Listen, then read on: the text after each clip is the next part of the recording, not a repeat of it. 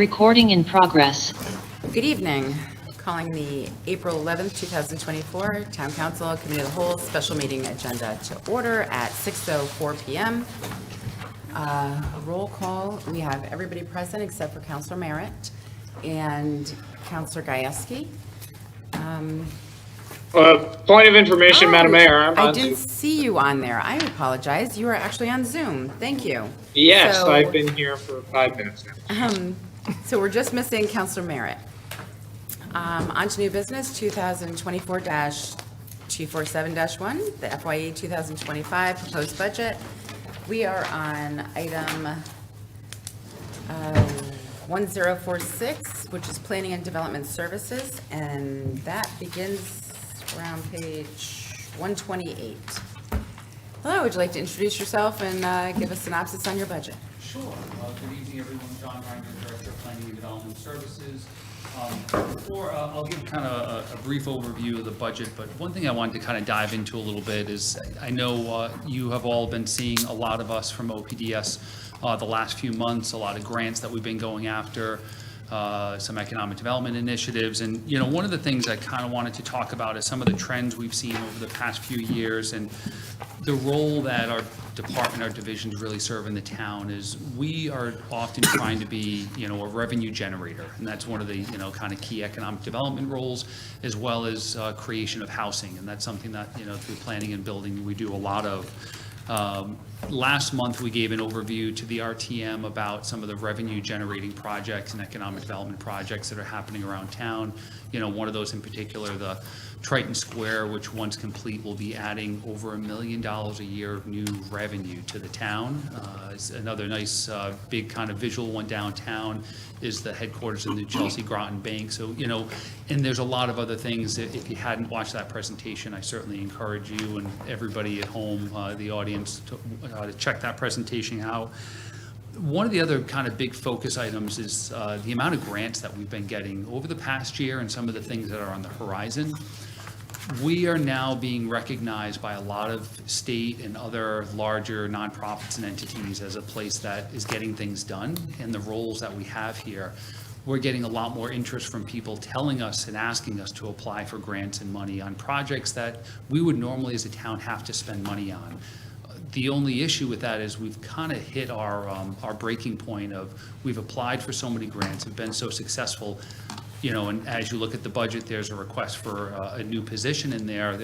Originally, there was 2 positions. One was cut by the manager, and that's really to help manage and administer a lot of the grants that we're getting and some of the ones that are on the horizon that we know we have a really good chance to get. You know, in the last year, we were one of the largest recipients in the state of a community challenge grant of $6.4 million. You've heard about all the sustainability, resiliency, energy efficiency grants that our resilient sustainability manager has gotten, almost $700,000. In the upcoming year, you know, we'll be applying for up to a $2 million CDBG grant. There's 2 different grants through the Department of Defense that we're lining up to apply for. $250,000 and $300,000 respectively, maybe even a little bit more, focusing on housing, one, and the other on resiliency, sustainability in the Pequannock Bridge area, as well as, you know, additional funding for Nature Everywhere, a couple of NIFWIF grants from National Fish and Wildlife of about $150,000 each, working with Public Works, and there's others that are out there. In addition to all the work from economic development and with grants, both our building department and our planning department, our divisions, are incredibly busy. And one of the trends that we started looking at was some of our building permit revenue. When I started working for the town about 9 years ago, we were bringing in around $250,000 a year in building permit revenue. Last year, we brought in $920,000. This year, in our budget, our estimate for fiscal year, so that was for fiscal year 23. For fiscal year 24, we had estimated in the budget book in front of you that we were going to be bringing in $650,000 in building permit revenue. We're already at $715,000, and I had spoken to our finance director today that we're going to increase that number for this year's revenue up to $850,000. That's with the same level of permit staff that I had 9 years ago. The permits are getting much more complex. The code is getting much more complex. And at some point, we're going to kind of, we really pride ourselves on the level of service that we give to people. When you hear from contractors in that work in this area, they like the response they get and the level of thoroughness. And if we get, we can kind of only hold on to that level of work for so long with the staff that we have. So that's something I want to put on everybody's radar. In addition, for next year, I think we put in our budget for revenue, again, $650,000. Talking with the finance director, we're going to modify that and push that up to, I think, a conservative $750,000. And what that means is that's that much less money that is being paid by the taxpayers in Groton, because that's revenue that our department is generating, so we need less money from the general fund. So those are some of the kind of the biggest things I wanted to put out there, and that building permit revenue was really a big eye-opener for me. We did ask for originally 2 additional staff members, and I don't take it lightly when I ask for additional staff. I know every year is a tough budget year. It's never a good time to ask for additional people. And, frankly, from my perspective, when there's more people, that's more work for me. I have more people to manage. There's higher expectations of what's done of our office. But when I look at the trends of where we're going, that's often, if we want to meet the needs and the services of what's required, that's something that, we have to start thinking about as we're continuing to grow, and the amount of work gets to a point where, the staff can't handle it anymore. So happy to answer any specific questions. A lot of our regular budget, our office, we are planning, we are zoning, we are inspection services, economic development, we're managing the ARPA funding. We do sustainability and resiliency. I think everybody knows kind of the roles of what we play and perform for the town. And we try to do the best that we can, staying on top of latest trends and supporting a lot of not only boards and commissions, but also trying to change the ways we communicate with the public and doing, new ways of outreach and engagement. And that's stuff that we're just trying to always push the bounds. We have a very good staff. We're finally, at the end of this month, we'll finally be back up to fully staffed. Actually, I should stand correction for that. One other person is leaving and going somewhere else for another job. So we're almost fully staffed again. We were on paper for about a week, and then it went away. But anyway, happy to answer any questions about some of the specifics in the budget. And just at the start, our finance director just spotted something that for a change for the ARPA coordinator, that it looks like it's paid out of the ARPA funds. However, it looks like it's initially reflecting that it's coming out of property taxes. It needs to reflect ARPA. So it's actually been paid out of ARPA. However, it looks like it's been basically, would you say, tying up some property taxes by looking in the book like it's being paid that way? Do you have a suggestion on how we could fix that? So Lori was kind enough to calculate the amount of the salary reimbursement, what we're calling a reimbursement in the general fund that technically gets paid out of the ARPA fund, which would be $85,623. So I would suggest, when we're discussing this, that truly the number would be $1,894,032 to account for this reduction that should have been listed in there. And think of it as similar to the school resource officers of the police budget getting reimbursed by the Board of Ed. It's a very similar type of thing. Point of information with that? All right, first, we're going to put a number on the floor. I just would like to clarify that question that they just asked. Is that for my numbers over here before we start? I don't have any, we don't have a motion on the floor to even have a question yet. It's regarding the change. I just I know, want to know. as soon as I put the number on the floor, we can Sure. ask, you can have a question. Counselor Parker, would you like to move a number? I'm moving the original number, Original. correct. For account number 1046, I'd like to move $1,979,655. Second, Bordelon, Moved by Parker, seconded by point of Bordelon. information. Your question? What will that, the percent increase be for us then? With that subtraction as a whole? Yeah, because that's the meat and potatoes for me.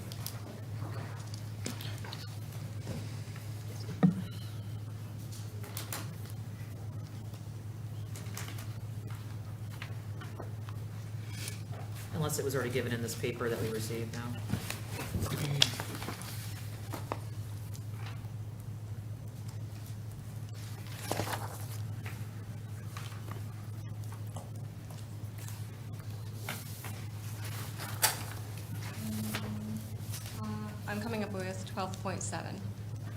12.7?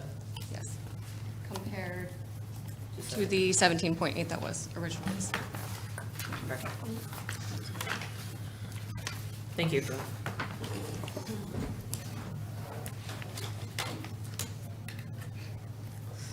we have any hands? Questions, comments? Counselor Ross? Thank you. Thank you so much for your presentation. I have some very specific number or line questions. So on page 131 of our budget book, number 5210, professional development, went from 28,000 to, or from, well, 34,000 to 65,000. Can you walk me through that? Yeah, sure. So let's give me 1 second here.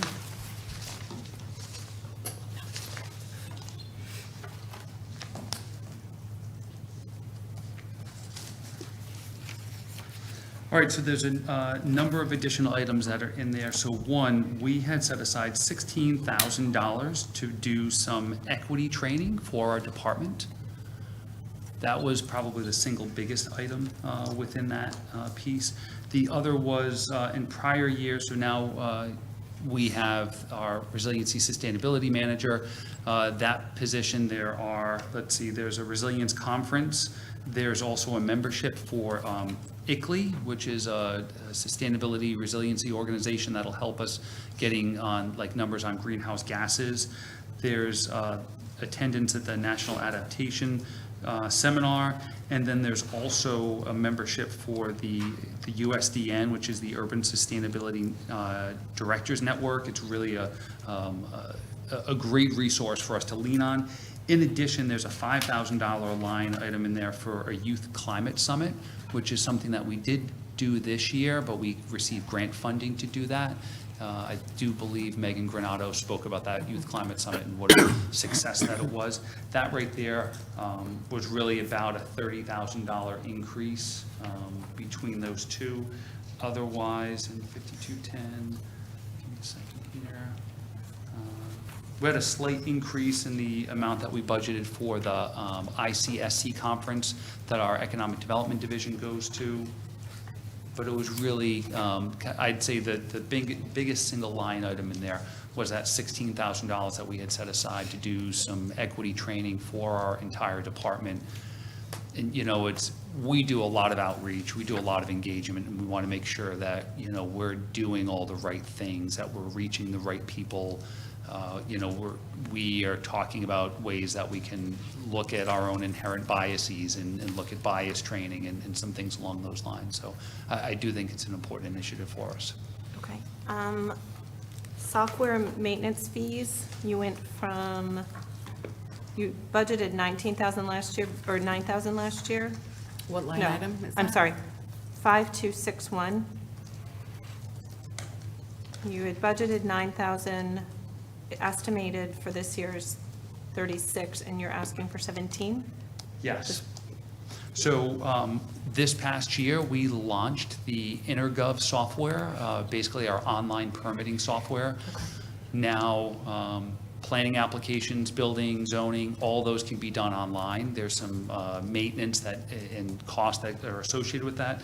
Specifically, one of those items, the Bluebeam training, it's a compatible software in how we review plans.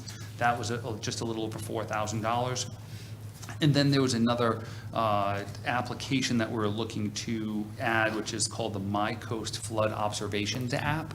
It's something that we would make available to the public so that they could actually look at some of the flooding that we're seeing in real time, incorporate that data in with pictures.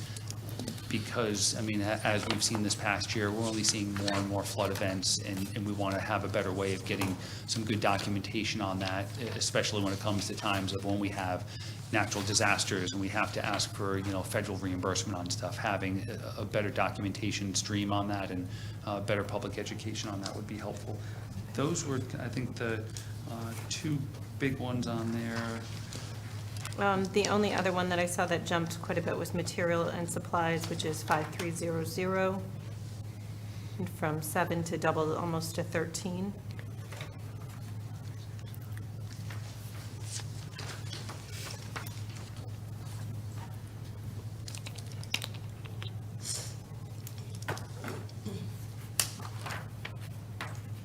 Yeah, so some of that is additional funding that we had set aside for, we're going to be doing, as everybody knows, our plan of conservation and development, our climate action plan, and with kind of the new series that we're doing with these community engagement events.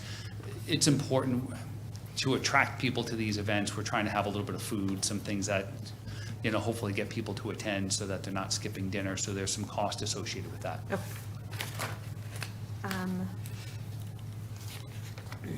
And then on page 132, And actually, so one other Sorry. line item there, there's also additional supplies that we'd allocated for the plan of conservation and development in there as well. on 132, you are looking to add somebody, but I'm not, like, you're still at 18. Estimated for FYE 2024 is 18. The manager's FYE 2025 is 18.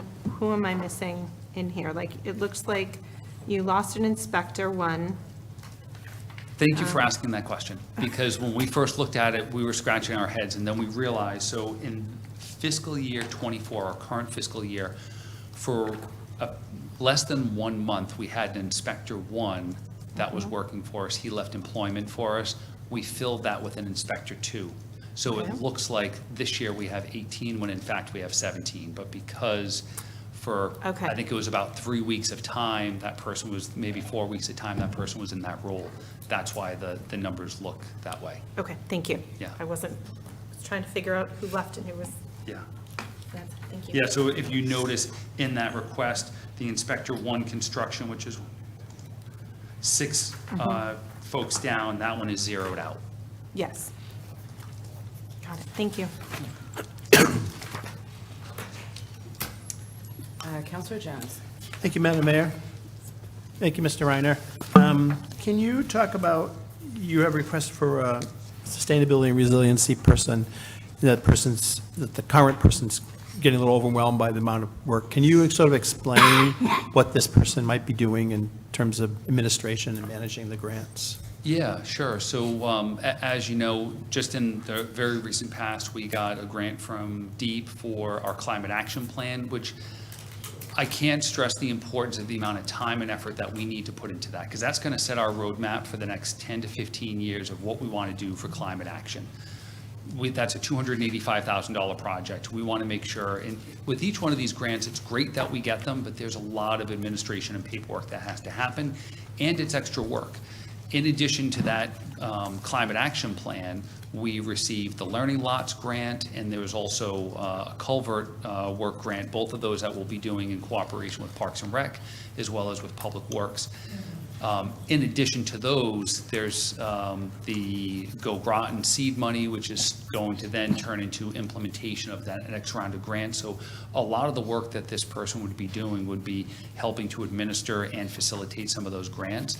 And a lot of the work that Megan will continue to do will be working towards getting us more. I mean, right now, we're actively putting together scopes and some additional grants that we'll be taking to all of you in the next month or two of hundreds of thousands of dollars. So, those, to just name a few, in addition to the energy efficiency conservation block grant that we got. Again, there's a lot of paperwork that goes along with these.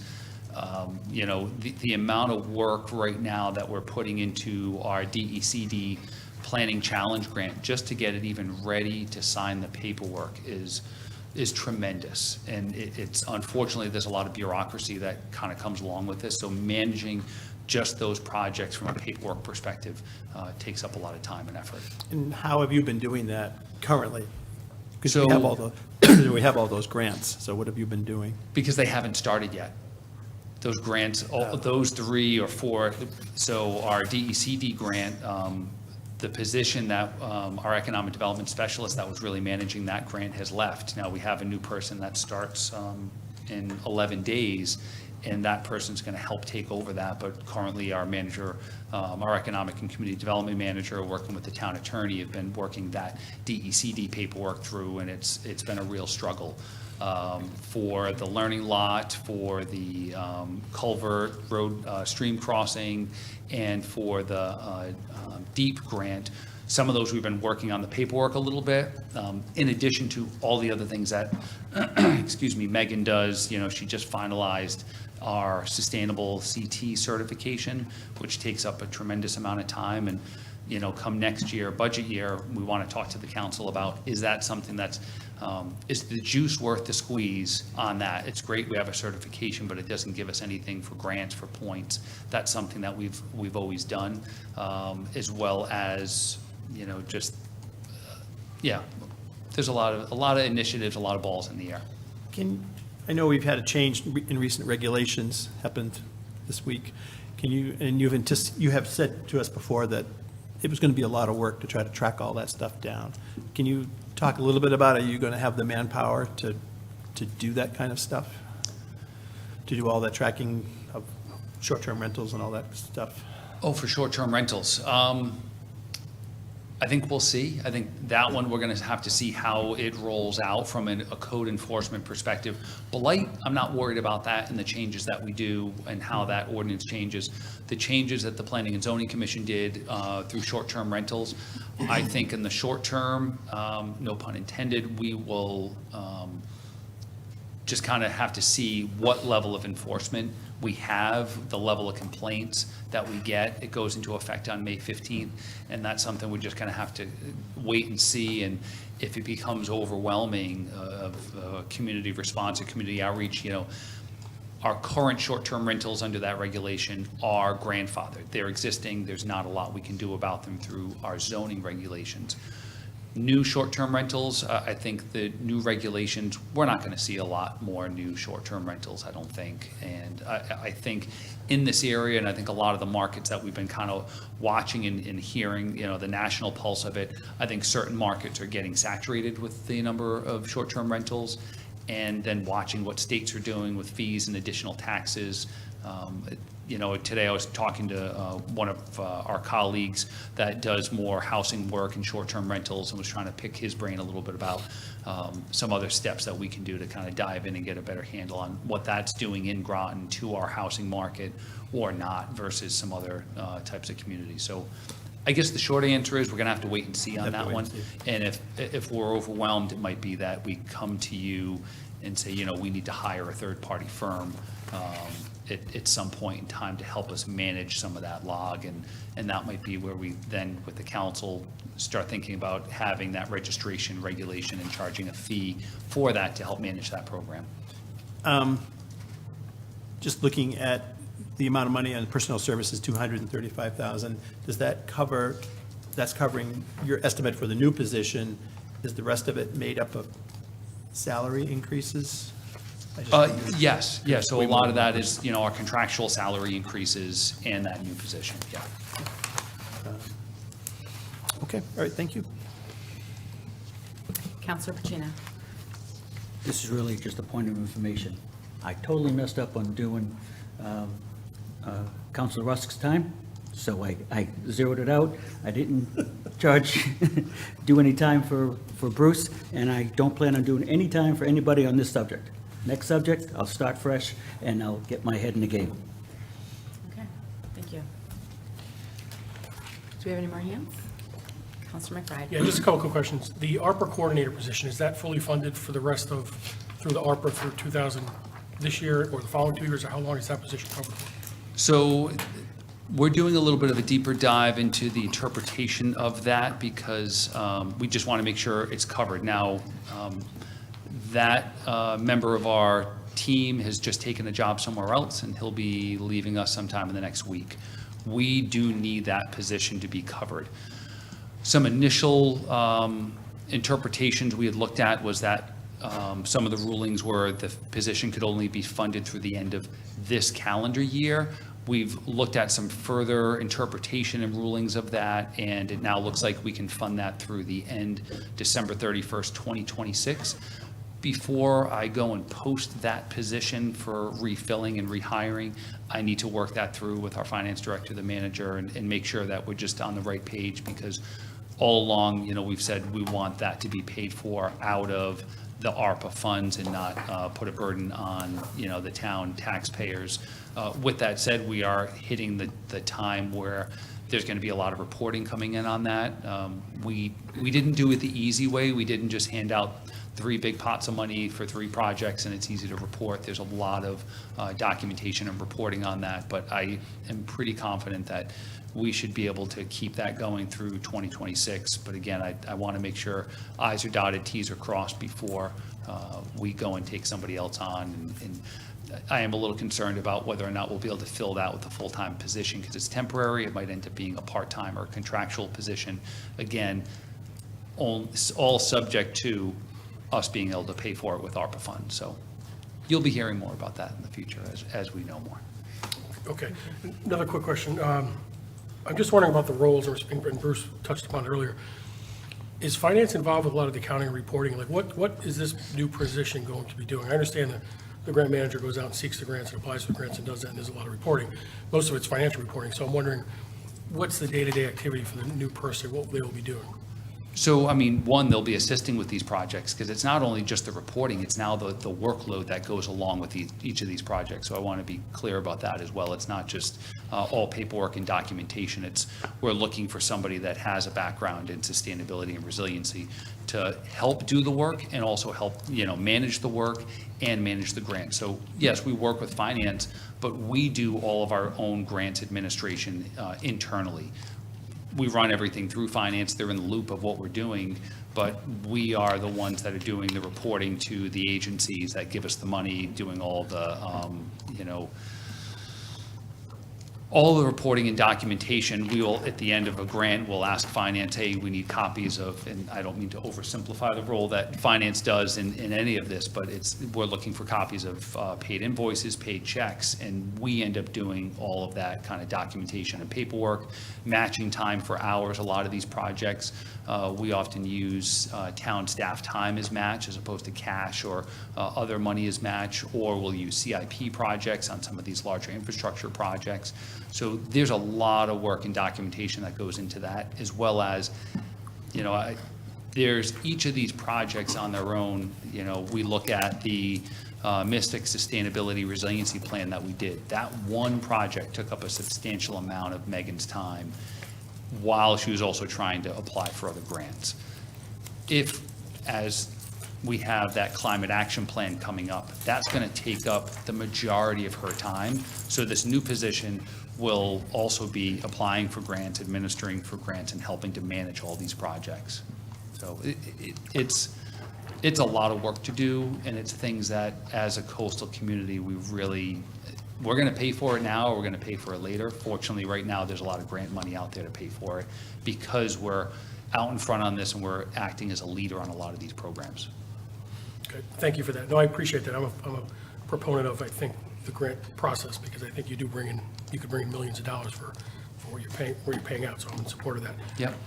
I do have a concern, though, because the overall budget's going up somewhat significantly compared to the other departmental budgets. And what I'd like to suggest is the operating expenses budget is going up, 20%, $36,000 because of the things that Councilor Rusk had brought up. So I think if we're giving you a new position, my thought is we need to make some reductions elsewhere to try to minimize the overall department. So I'd like to move a new number of $1,874,032, which is $20,000 less than the revised number that the finance director provided earlier. And that's simply a reduction from the $36,000 increase in operating Do we have a expenses. second? Hold on, let's get a second. I'll before- second that. Okay, thank you. And that's a reduction in the $36,000 or 20% increase in the operating expenses to a $16,000 increase in the operating expenses. Can I ask a question? The original motion on the table, am I right that it was the full amount without taking out the 85? Do we have that on the table there, or does that need to be added in? We started with the original amount, Right. and now we have the amended motion. Right, so you might want to add in the 85,623? Right, because we haven't reflected that yet, right? Yeah, that's correct, yeah. I Is that understand. Okay, so the amended motion would be $105,621 less than the original motion, which is a reduction of the $85,000 due to the counselor, What is your number, your full number? $1,874,032. Oh, it's the same number. It's the same, yes. he just Plus wanted to split. 85 more. You want to reduce that by 85,623? Well, I took the 1979655. Oh, you did, I okay. reduced the Oh, okay. 85,621, Okay, got and it. then reduce the Okay, got it. 20,000. So it's 85 plus 30, is that what we're doing? It's a reduction of 85,621, and then an additional reduction of 20,000. 623? Point of information? I believe they said it's 85,623. Right. That's correct. With an additional 20. Then an additional 20. So that would be putting us at 105,623, not 621. Is that correct? We're subtracting 105, Yes. 620. 23. 3. He did, yep. Okay. Minus 20.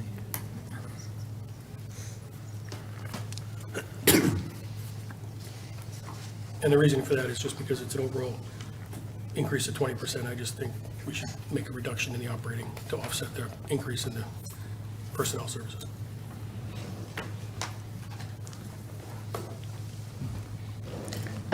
Any other comments, questions? Counselor Parker? Okay. Thank you, Madam Mayor. So my question would be, taking out the 85,623 does not mean you're only taking out the ARPA fund person, so that still puts you at 17 people with the brand-new position, correct? Well, we're not removing a position. We're just correctly more reflecting where the funding's coming from. It had been charged, well, it had been coming out of ARPA, but in the book, it looked like it was being charged to property taxes to general fund, but it's not supposed to, so we're making that correction. So you're having a savings, but you're keeping the position. So So- we'll still be at 18 people, but one of those positions will properly be reflected, not coming out of general fund. Okay. So, second question. So we have enough money to pay for this person for 2 more years, is what you're saying? And then potentially get other grants? Are we using grant money, will we be using grant money for the new position you want? Because I don't like using, personally, besides the ARPA, I don't like using grant money to sustain somebody's employment, especially when the money runs out, which bothers, it ends up being put as a tax burden on the people. So, No, we are not intending to use grant funding to pay, other than the ARPA position, none of the positions are paid for via grant funds, nor is that the intent. And also, I want to stress to folks that if I don't need a position, you'll know I don't need a position, and I will reduce that position. I only want people on the team if the need is there.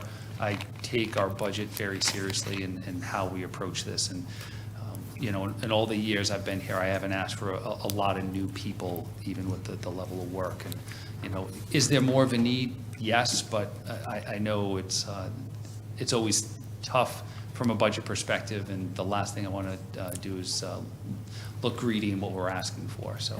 no, thank you. And as long as some of us have been here, I know that that's the case. I just want the public to also hear what's going on, and that's not what's happening. So thank you. Counselor Gieske? Thank you, Madam Mayor. I appreciate, all my questions have been asked, and I appreciate the discussion. I do have concern, though, that this is a tight budget year, and I have concern of adding staff. So, unfortunately, I don't know if I can get behind adding another position in this year's budget. So I'd like to put another number on the floor of $1,822,613. Second, Bordelon? And then that would be the ARPA position plus the amount for the new position.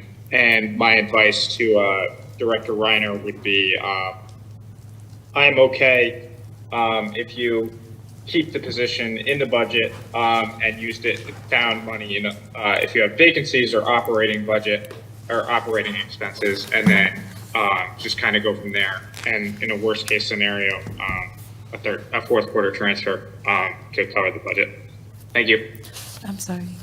Point of information? Hold on a second, please.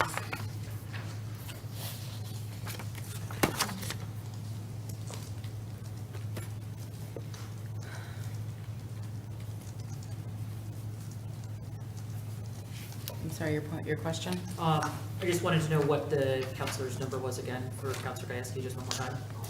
It's 1. 1 million, do you want to do it, Madam Mayor, or do you want me to do it? Go ahead.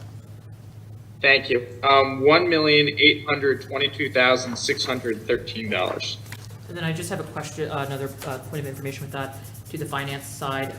The two new numbers on the floor, what % increases does that bring those to? If you could, please. Thank you.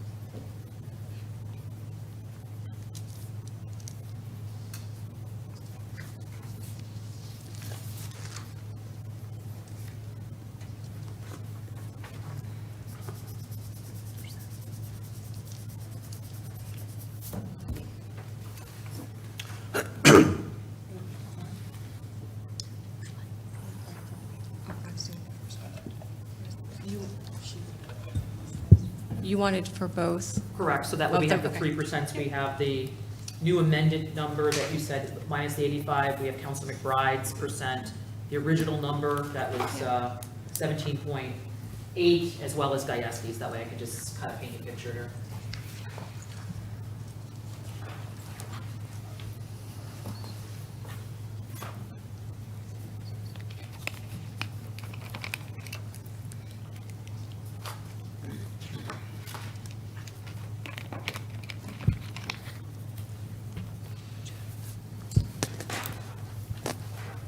Gieski's is 8.4. Yep, and for Counselor McBride's, I have 11.5. 11.5 for Councilor McBride, 8.4 for Councilor Gieske. Yes. Thank you so much. Point of information, what is the salary number that Counselor Gieske is using for that position? Counselor Gieske, what, are you using the 85,623? Yes, What and other number are you then, using? and then I'm using the $71,419 that I got from the town manager of the new sustainability and resiliency specialist. Can you just repeat that number, 71? $1,419. Point of information. Your question? In the book, on page 132, the Sustainability and Resiliency Specialist is listed at $66,344. FICA. Thank you. Thank you.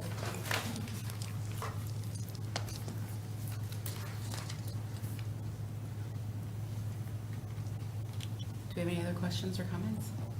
Just that, You haven't Res- spoken on this motion, so you can speak. no, just that Representative Gieske put the 20,000 back, is that right? I think he just put up He a did. larger number. You just put it on. Yes, but I did not take out the 20,000. Madam Mayor, I'm sorry, do I have the floor? May I answer? No, that answers my question. Okay, any more questions? I'm just Counselor trying, Jones, take a turn. Just ask the question. can you talk to this? What happens to you, what happens in your department if you lose this, if you don't gain this position? You're not losing it, you're gaining it. Yeah, so we stop applying for grants. I mean, that's what happens. That's what you do? Yeah. But you don't have the capacity to handle the work. We don't have the capacity to handle the work. I mean, as it is, it's going to be tough handling the capacity of what we do have in front of us. Again, because of just the demand and how busy we are, the expectations of the public and what they're looking for from us and across all of our divisions. This was the one that I saw the biggest need. Again, in the future, if our, building permits keep going up, there's going to be a need there as well. But I think the one where we're really seeing a lot of that attention is just, there's hundreds of thousands of dollars, there's millions of dollars in grants out there. And without this position, we're not going to be able to apply or have a run at those, which would be unfortunate. Would you, to the existing position, resiliency manager position, you might not be applying for grants, would her job sort of cease also, or she would be the manager of all of this? She would be the manager of all of this. I mean, right now, with the grants that we have, the timeline for implementation on those is say 18 to 24 months. So, you know, we're tapped out for the next 2 years essentially of work for that position with the grants that we've received thus far.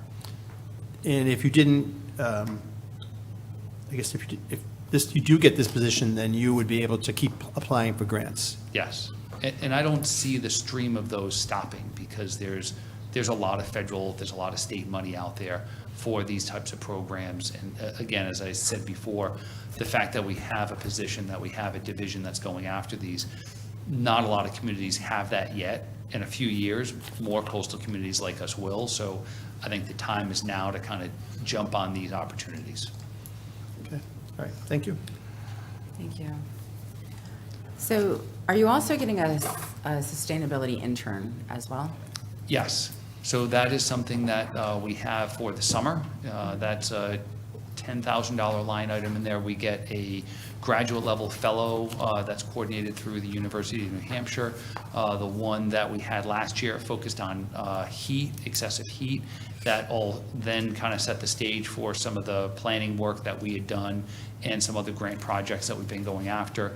The one that we're looking for that's going to start kind of, I think, end of May this year is going to be focusing on some of the recommendations that came out of the Mystic Sustainability Resiliency Study, but focusing town-wide on engaging with businesses in our community. I think it's about 25% of all businesses close after a natural disaster or a flood event, and we're seeing that we want to work with businesses, especially our small businesses in town, set up a framework, help them do disaster contingency planning so that we, you know, it's not only the big storms, but the kind of the daylight flooding that we're seeing and focusing on those issues. And if there's some free time that position has, they're going to start helping us with our application for the community rating system, which is a flood insurance program that reduces everyone in town's flood insurance rates of what they pay once we get into that. So that's another initiative that's been out there and on the back burner for us that would actually save taxpayers and the town money, but we just haven't had the staff capability to do that yet. Okay, so let me rephrase some of the things that I've heard here. So with a reduction of the ARPA coordinator out of your budget doesn't harm you at all. Yep. And then a deduction of this other position, which would be the 71,000 basic rounded, doesn't, as it was stated, it doesn't have to come from a position. We're not cutting any positions. We're leaving the numbers on your position line the same. We're not changing them as far as I'm hearing at the moment. But could you squeeze your budget and choose something else, a way to do it differently? It's up to you. It's sort of like, how would you manage your budget with a $71,000 loss? It could also be waiting a few months to fill the position as part of that equation. Oh, you put me in a bind here. There's not a lot of areas we can cut. Could we cut some? I mean, the motion that was made by Councilor McBride cutting some of the operating budget, we could absorb that. So, you know, right there, if that was restored, but the other item was reduced, that saved me $20,000. I can't promise I'm not going to be coming for a fourth quarter transfer. I think that was something that Councilor Gajewski had said, but could we hold off for a few months to fill the position? We could certainly do that. I'd love it if you met me halfway, maybe, and give me a little bit of flexibility there. It's just a tough budget. I know, It's very I tough know it this year. is. I don't Because- enjoy asking for additional money. I've said this before, it's very difficult, I will speak for myself, to be hiring new positions when I think there will be people getting pink slips potentially this year, and I have a hard time adding new when others will be losing their job, and potentially. And it's very difficult. So I would be supporting the number on the floor, and I'm always supportive of your department, of course, and I would like to do more, but it is a tough budget, so I will be supporting the number on the floor. So thank you, and I think you could think it through, and Yeah. it If you doesn't- leave it the doesn't number mean there. if for a whole year you can't have the position, it's just maybe you have to be a little creative. Yeah. I think we've talked about that before. Point of information. question? You said you were supporting a number, I know, we have three numbers on the floor, I just want to be clear, I am supporting the number that is currently on the floor, the amended motion. the last one by Counselor Reyes. Yeah. Okay, just wanna make sure I'm understanding. Yes. Thank you. Counselor Pacino. Thank you, Madam Mayor. This position that we're talking about, if you got that person in, Can you move your microphone down? Thank you. if you got that person in and they're everything you want him or her to be, would they pay for themselves? Indirectly, yes. They wouldn't be paying for their own salary through grants, as Counselor Parker had brought up, but I expect this position to pay for themselves plus a whole lot more, just as Megan has paid for herself, plus. Absolutely. I would expect the same out of this position. And that's, frankly, that's why I'm asking for it, because I don't expect to apply for, to get that position and then not apply for and get additional grant funding. Well, we want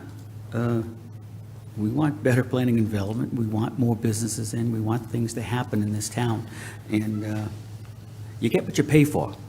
So this last number, I'm not going to be in favor for. Counselor Rusk? Thank you. So with both of these numbers, both of the last two numbers on the floor, we still have that $10,000 for the intern theoretically in there. Is the job that this intern going to do something that this specialist can do? Yes, I mean, if it was for next year's budget, reduce the intern by $10,000, reduce the operating by $20,000, and that position stays, that's an easy decision to make on my perspective. Assuming you could fill it. Yes, right away. assuming I can fill the position.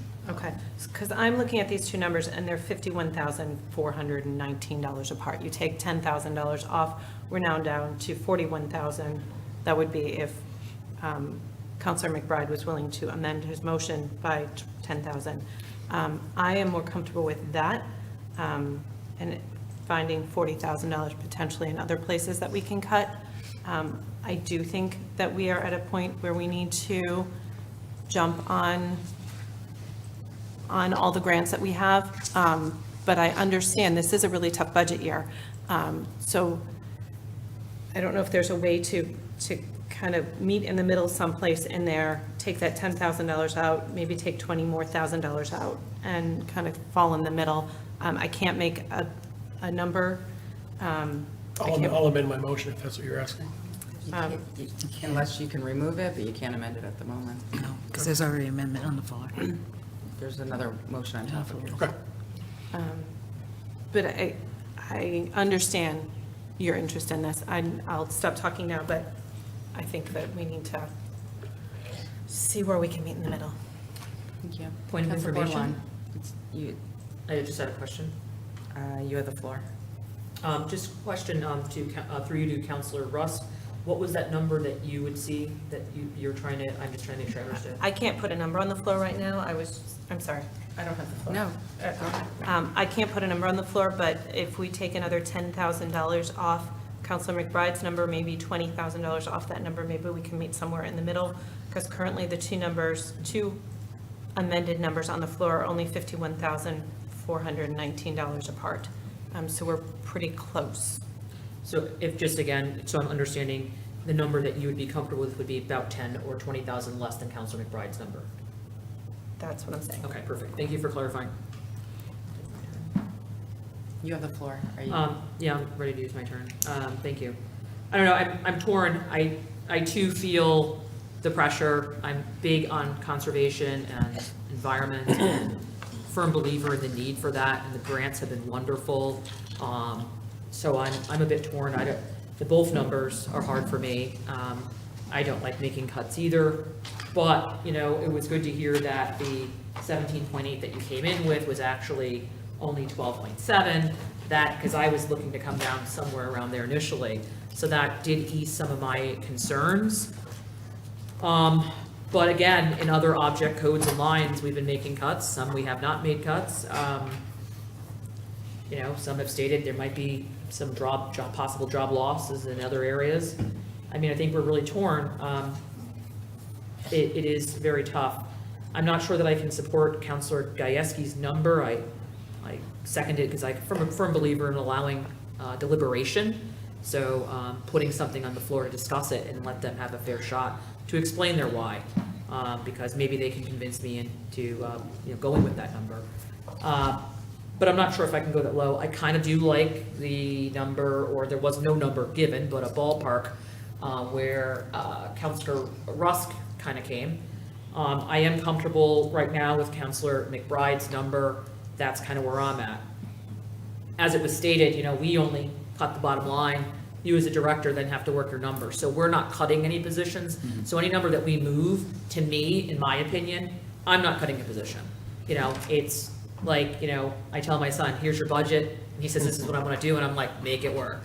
Like, I'm not telling you what not to do, but you got to figure it out, here's my threshold, So we all have to do that in our own, household budgets to be fiscally responsible. So it's not unreasonable to ask, and it doesn't mean that next year we can't. We also don't know what's coming down the pipeline in other object codes and things like Board of Ed with losing, certain funding possibly from the state level.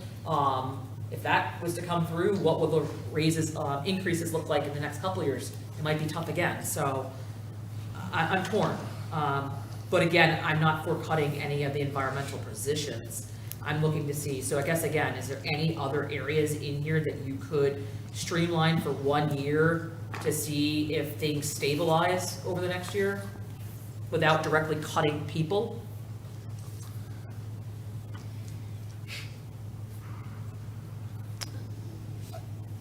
I could make it work with that 10 begrudgingly. 20 might be difficult, or we definitely have to reduce or put off when we hire the position from Councilor McBride's number.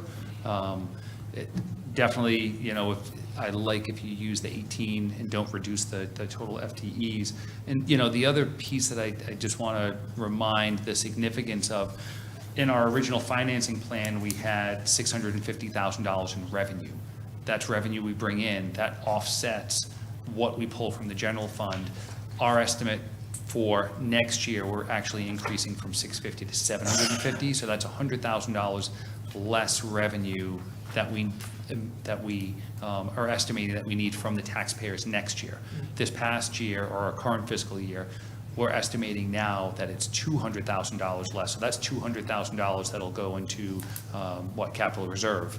And then, previous year in '23, I think we had estimated 550,000, we actually took in 920. So those are things that we'd actually estimated a lot less when we put the budget together, and then our revenue was substantially more. So it offset that ping to the general fund. My other question would be, are we accounting for, with the positions requested, and again, I'm looking at bottom number, that's what we can't tell you where to cut it, that's up to you. Is the benefits included in these numbers? Outside of FICA, no, we don't account by department for benefits. So roughly with the positions, if not cut, how much extra are we looking at to the taxpayer for benefit side? There's no real way to calculate. I It's don't. like another 20,000 easy. I think it all depends, health insurance, if it's a single person, if it's a, Right, but ballpark, I know we've asked this before, I just don't have any notes. Because we have to look at that too, right? It's not just this number, it also increases in other areas.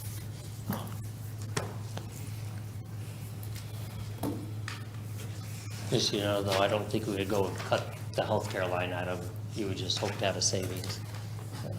Yeah, I'm not saying go cut it, I'm just saying by adding a new position, you also increase that line. So I just want everyone to be clear, when you add a position, what's here also increases in another area.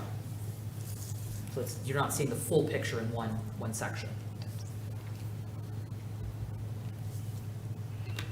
I think it'd be tough at this point to try to give you an amount just for one person if we were pulling them out Plus- from the benefits. And you don't know, what level of health insurance they take for the new Right. position. It's really So difficult. it can be anywhere from, what I found was it says anywhere from 8 to 15,000, some places 20, depending on how many employees. So, that does go up.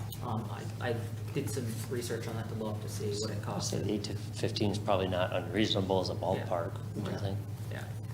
So I'm just trying to understand that if the money's not there, you're not funding these two positions or position, or if you did, it's gonna go up times that on another level. So, as of right now, the number I can support on the floor would be Councilor McBride's. I could go a little lower, but maybe not as low as Councilor Gajewski's at this time. Again, as everyone has stated, tough budget year, and we are tasked with that. I know for myself, I called and checked my escrow, and I'm gonna have to put a lot more in. I'm actually down $400 this year already. So, and that's not even including if my insurance goes up. So, and I did that, and I always look at it during the tax season and when we're looking at budget, because it's important, because I want to see what the taxpayers are having to deal with, and that's what people are talking about. Folks have said to me that their mortgage was like $1,400 at one point, and then within a few years, they're now paying almost 19 with the tax raises and the escrows and everything else that keeps going up. So it's hard, right? We're hitting a hard year.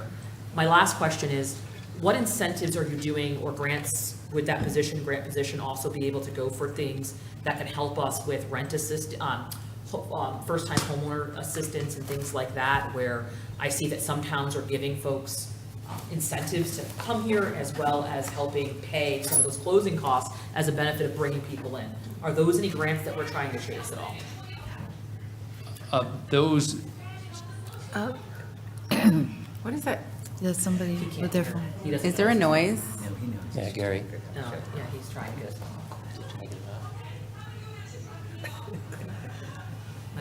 Hello? Mr. Wells? We can hear that up here. Can you turn off your phone or the volume down on your phone? Yeah, I'm pushing buttons trying to shut it off. Thank you. Thank you. Appreciate it. so this particular position is going to be focused more on, say, resiliency, sustainability. Are there other items, with our community development planner that we look for things along those lines? So, some of the additional work that I haven't talked about that we're doing is there are some grants through ARPA.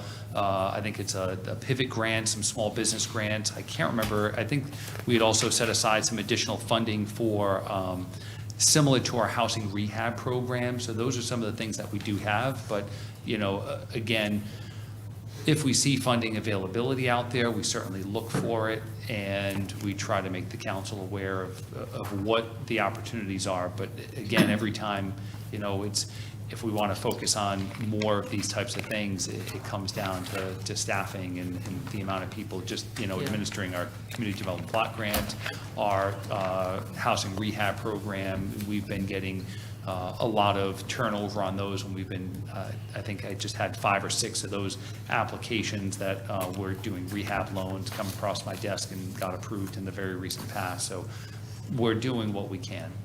Thank you for that, and if there are any incentives to get in the game, as we've heard, people losing homes, and any first-time buyer assistance the town can offer, where towns have done everything from like cutting the taxes low for the first year, helping them with closing costs, to, there's a whole bunch of avenues that the towns can do, and so I appreciate any and all efforts, and those are all my questions. Thank you so much.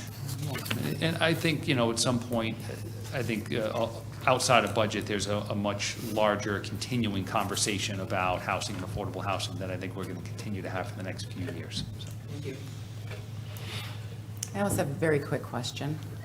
Can you tell me why your operating expense in 2023 was $110,000 and now it's $215,000 on page 131? That's like double. All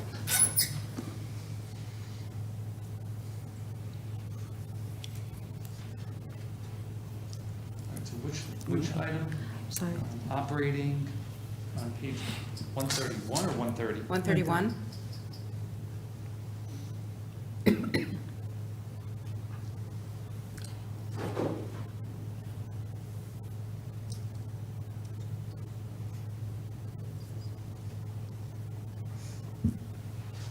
So in '23, it was 110, '24, our estimate is 179, and Well, just very quickly, Mr. Burt says we never look at the estimate, right?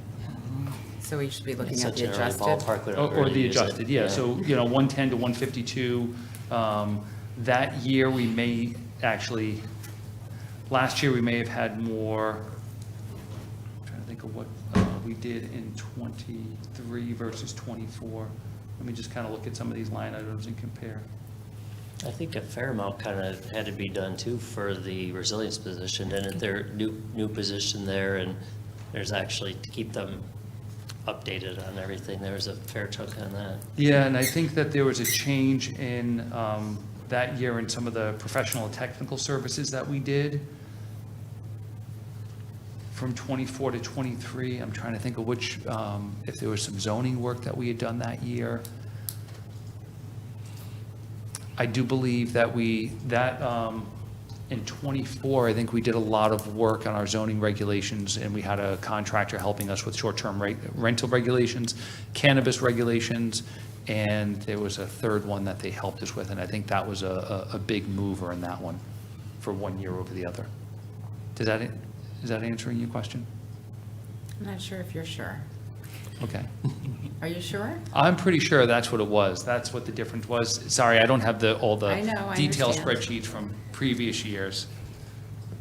It's a huge jump, so. I would just say, whatever happens, have the information available once it gets to the RTM Yeah. committee. Okay, we have no more hands. And Do you I have a can- question? Yeah, so if that is not, to stem off what you're saying, if in fact that's what it was for, and you're not needing it now, because those are done, why do we sustain the increase, is my question. Because then that stuff is over, so we should go down, if I'm saying that correctly. Understood. Well, some of that, as you'll see in the original request, so, let's see here. Some of the technical services, are those building inspection services partly? Some of that is our consulting building inspectors. Some of the growth has been handled also by having some of these outside resources. Yes, and actually, as I'm thinking about '24, part of that jump was that's when we had some shortages of our building inspectors. And I think we had to move money around to pay some outside consultants as well. So there were two things I think that kind of added to that. Some of it was some zoning regulation work, and others was some of the outside inspectors that we had to bring on, which we paid for through salary savings, but then, so it shifted the bottom line didn't change. For this upcoming year, for those professional and technical services, as you can see, our original request was much higher. We did drop it down. It is a little bit over on that number, and I mean, again, I could go through those specific items, but I believe that Councilor McBride's number actually took that down by 20,000 already. Okay. Just So that was food some of for the thought. operating. Yeah. Okay, I don't see any more Do hands. I have anything left, because we have multiple motions on the floor? Nope, you've already spoken on this one. So have I. So we'll take a vote on the number on the floor. $1,822,613. What percent is that again? That is the 8.4% increase. Moved by Gieske, seconded by Bordelon. Council Bordelon? I'm gonna abstain from that one. Council Pacino? No. Council Rusk? No. Councilor Jones? No. Councilor McBride? No. Councilor Gieske? Yes. Councilor Parker? No. All right, I was also a yes. So that has 2 yeses, 5 noes, and 1 abstention. So we're going back, Madam Mayor, I'd like to make a motion. okay. Your number. My number is $1,854,032. Second, Borderline? Moved by Rusk and seconded by Bordelon. All right. Point of information, Right, just now for the Can I person. speak on my motion, please? Yes. So my rationale behind this motion is taking out the intern with the hopes that the sustainability and resiliency specialist can pick up that, what is missing there. And then another little bit for the extra benefits that that person would get. And then I'm trying to meet in the middle someplace. I'm just trying to meet in the middle. 1854032. And I did a little math. Is that a reduction from the requested amount of, what is your number? I have, 1854032. no, the total sorry. you subtracted, was that from the main motion? No, I took $20,000 off Counselor McBride's. So I don't have so that would be Madam Mayor, 125,623. I'm sorry, say that again? Would be 125,623. That is the 85,623 off, plus the $20,000 that Counselor McBride took off, plus an additional 20,000. All right, thank you very much. Counselor Bordelon? Again, what would that percent be? 10.3. 10.3. That seems like a number I can work with. After looking at the increases, it was pointed by Mayor Franco that there was a substantial increase. My question, how many consultants do we have in this budget? Moving forward in this budget, I actually don't know. Because it would be great, Hold on one second. yeah, it'll be great in the future to, and I'll send that ahead of time next time I'm putting a note, because I usually read my previous year's budget book, to kind of explain where the consultants are, because that might also paint the better picture for us.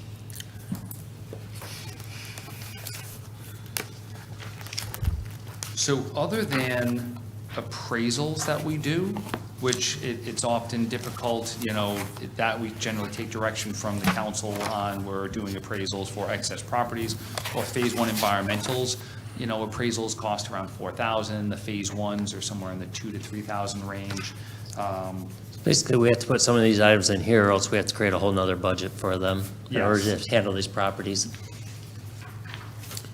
What about the other consultants that do presentations and all the other stuff, and the other things you said you guys hired to do? We cut a lot of The that. tobacco, the ordinance things and all that, those are done. Well, some of them are done, actually, and just circling around those three things, it was the third for those zoning regs was data centers. So that's where a lot of that work and expense in that previous budget was. So, yeah, I think we've cut the majority, if not all of our consultants from an operating perspective out of here. So when we get grants, all that work is done with consultants. So a lot of times we're seeing consultants come and present, for example, the community conversations that we're having, those are all consultants that are coming and presenting on those, and they're charging $0. That's professional courtesy. We're asking, those are colleagues that are on, Connecticut, APA, the vice president of the Connecticut chapter of the American Planning Association. Folks are coming along just to help because they see the need. So when we can, we negotiate the best we can on this stuff, and we all, as fellow planners, try to help each other out. So the only items I'm really seeing in the budget would be some of it dealing with if we're doing appraisals or phase ones. I think there's one line item in here currently, if we do a little bit of zoning around Mouse Island. That was an issue that came up this past year. We realized that that's within the town's jurisdiction, and we don't have any zoning on it. And that was part of that whole shellfish issue this summer, so that really needs to be done. Yeah, and that's a $5,000 line item. That's pretty minimal expense. All right, thank you for clarifying that. I think it helps to clarify, because sometimes people come up to me and constantly say, oh, how much are you paying for all these consultants? And so I kind of dug and knew the answer, but I think it's also good to have it on the record saying that a lot of these folks are coming and it's unpaid. Yeah. That they're Well- coming to do a customer service kind of thing. Well, that's in some instances, say with those community conversations. With a lot of these other projects, it's federally and state funded grants Right. that we're getting, like the Mystic Sustainability Resiliency Study. That was grant funding from, federal and state level when we're looking at a lot of these other projects. Many of the consultants we're getting are, in fact, grant funded. When looking at this cut, some folks are making suggestions of where to cut, but obviously the decision will be up to you, ultimately the bottom line number. Do you think that the student intern would be more valuable than adding the other position, or do you think I just wanted to see what that. Oh, the new position is more valuable than a student intern position. The intern position is great. We get a lot of value for not a lot of money, but that position isn't going to get us hundreds of thousands of dollars in grants. Right, and then there are sometimes some scholarships and things that you guys can apply for those positions that can go directly, grants and things. Also, have you guys thought about trying to get any interns that want to do it for free? Because sometimes they need to get something under their belt. So maybe if this doesn't go through and you decide to cut that area, it's not too late that there's people scrambling for biology and science style internships, even if it's only 10 hours a week to meet that requirement. It would be great to bring them on. Maybe you get 2 interns that want to come and help and do a capstone project or something. Yeah, I'm in communication right now with an intern, with someone who's finishing up their bachelor's degree in the 25 years I've been doing this, 26 years, I can't believe it's been that long. A lot of times, I'm always hesitant with bringing on unpaid interns. I have one now that's looking at it, that we want to interview and see if they're worth bringing on, because often they have big ideas. We participated with UConn a few years back with one of their programs. I won't say which one it was, but we had high hopes. It was maybe second, third year undergraduate students, and the work product we got really wasn't all that great. This is very, the work we do, as you all know, I mean, it's very technical, it's highly sophisticated, they're not easy conversations, and you have to have a really good grasp on this stuff. There are some positions, if we're doing outreach and knocking on doors, I think we could get some help with that, but we're always looking for opportunities. Yeah. And even just the people like handing out information, knocking doors, and giving the businesses like the environmental updates, and, it could be helpful, and the product there would still be beneficial. But anyway, thank you so much. Yeah. There's Counselor Gajewski.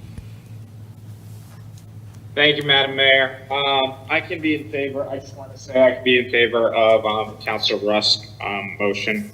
I think it's a compromise between my number and Councilor McBride's number, so I will be in favor of it, and that is going to be it. Thank you.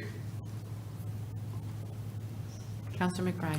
Thank you. I'll also be supporting this number. The reason being is I think this council's done a great job in this particular department, because it seems like it's a shift in priorities. You made it very clear that you're, at least clear to me, that the need that you truly have is this person. And I think it's going to help the town tremendously to get additional dollars. But I also think, there were a couple of programs that you mentioned that are somewhat new programs, the DEI initiative, the 5K Youth Summit, that were new, and I think that's what we're trying to do, is anything new we're trying to postpone. So we reduced 20 there, the intern is 10, so we're really only reducing the budget by $10,000. So I don't think it's substantial. It may appear like it is, but I think it's a reasonable budget number, so I'll be supporting it. Thank you. All right, seeing no more hands, we're going to take a vote. Number on the floor is $854,032. It's been a long discussion here.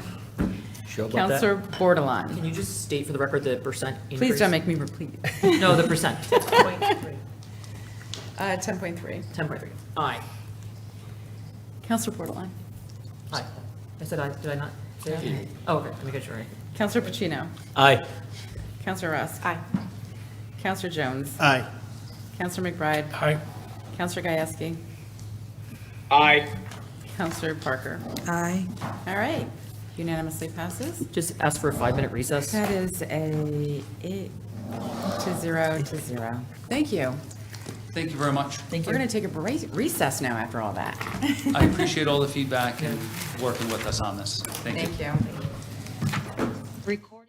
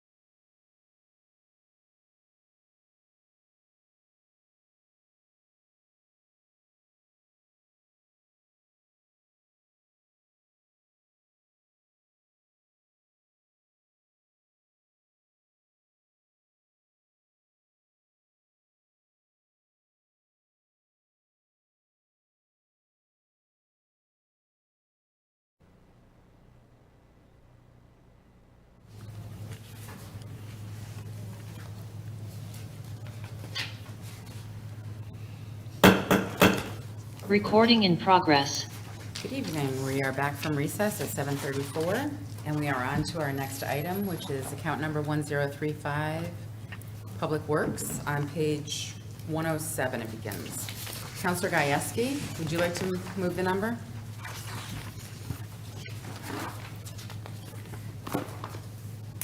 Yes, Madam Mayor, I would. I move the number of $6,995,432. Second? Moved by Gajewski, seconded by Parker. Okay. Good evening. Would you like to introduce yourselves and give us a synopsis of your budget? Thank you very much. Good evening, everybody. Greg Conover, Director of Public Works.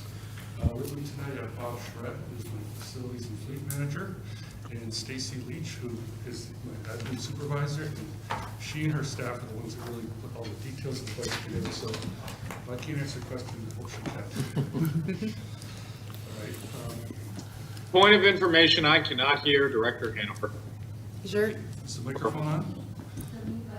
Nope, I got no Mute button's on. microphone. You gotta press the buttons. just take the middle one. On your microphone, is it muted? Is it on the back or on the side? It's on the, It's telling me it's muted. It's Can you hear me now? No. no. It's under, Can you hear me now? Yes. Okay. Yes, All right, sorry about that, Counselor. thank you, Director Hanover. Yes, again, I'll introduce myself, Greg Hanover, Director of Public Works, Bob Schredt, Fleet Facilities Manager, and Stacy Leach, Admin Supervisor. This budget this year has a fairly substantial increase, in my opinion, unfortunately. It is a level service budget. There's no new programs proposed or changes. The overall increase is about $460,000, which is 7% increase. A few years ago, I was actually able to reduce the budget, but unfortunately, those times have gone. We can no longer do that. We are proposing that the transfer station fees remain the same as they have been for the last few years. So let's get into why the increase this year. Start with personnel. We have no new positions proposed or any changes proposed for personnel in this budget. The overall increase is about $65,000 in personnel, which is a 2% increase.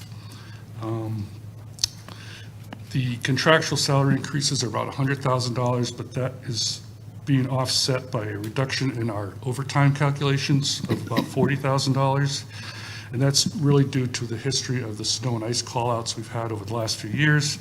The way we average it, the overtime is being reduced.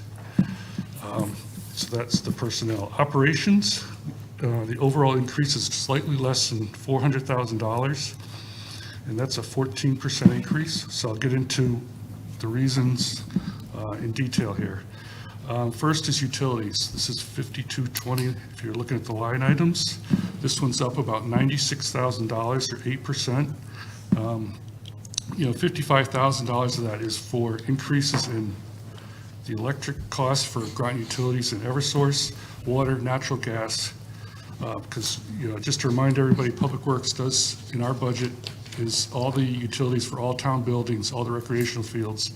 So all the irrigation, the lights, heating oil, natural gas is all paid out of this budget. We also have an increase in the cost for the vacated schools. We are still keeping a minimum heat going at SB Butler. So that has a cost increase.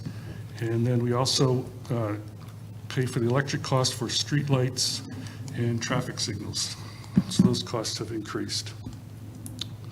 The next one is the occupational health and safety, which is 5281. That's up about $30,000, which is 34%. It's a fairly large increase. In this line item, we have a couple new items. I know last time we had talked about the Mystic Restroom building having an automatic locking system because the vandalism that we've been experiencing there after hours with people smashing sinks, urinals, that type of thing. We're proposing to put a locking system on the restroom building. The system can be, the time it can be locked can be adjusted, but, initial proposal is like from midnight to 6 in the morning, something like that, but it could be changed, and that's about a $10,000 item. The next is the Jebus Smith House. We feel that, although we haven't had any issues there, we do want to put an intrusion alarm on that building before something does happen there, and that's about an $8,000 item. And then we have just $8,000 or so, just general increases in all of the fire alarm, our quarterly sprinkler inspections for all the town buildings, life safety inspections, that stuff has all gone up. The next item is our biggest dollar increase, and that's our professional and technical services, the $5290. That's up about $200,000 or 23%. The first item that really is almost half of the increase is I'm looking for about $75,000 in engineering consultants to support the department, because currently we are short 2 in-house civil engineers. We normally have 3 engineers that do all the in-house engineering for citizens' concerns, drainage, sidewalks, all these smaller projects. We have currently 2 vacancies, and we have been unsuccessful in having any interest for engineers. Just seems to be a shortage just overall. And with EB hiring so many engineers, the state DOT is just very difficult to get anybody to even apply. So I'm looking for $75,000. This would be for hiring, local smaller consultants to do just miscellaneous projects as they come up. And this $75,000 is in addition to the salary savings which we would have. The next is about the custodial cost increase. We're estimating about $25,000. That contract is due up at the end of June, so we'll be going out and getting quotes for that, and we expect that to rise a little bit. Another item that is coming up is the UPS system we have at the police station and emergency dispatch. We put that in new about 5 years ago.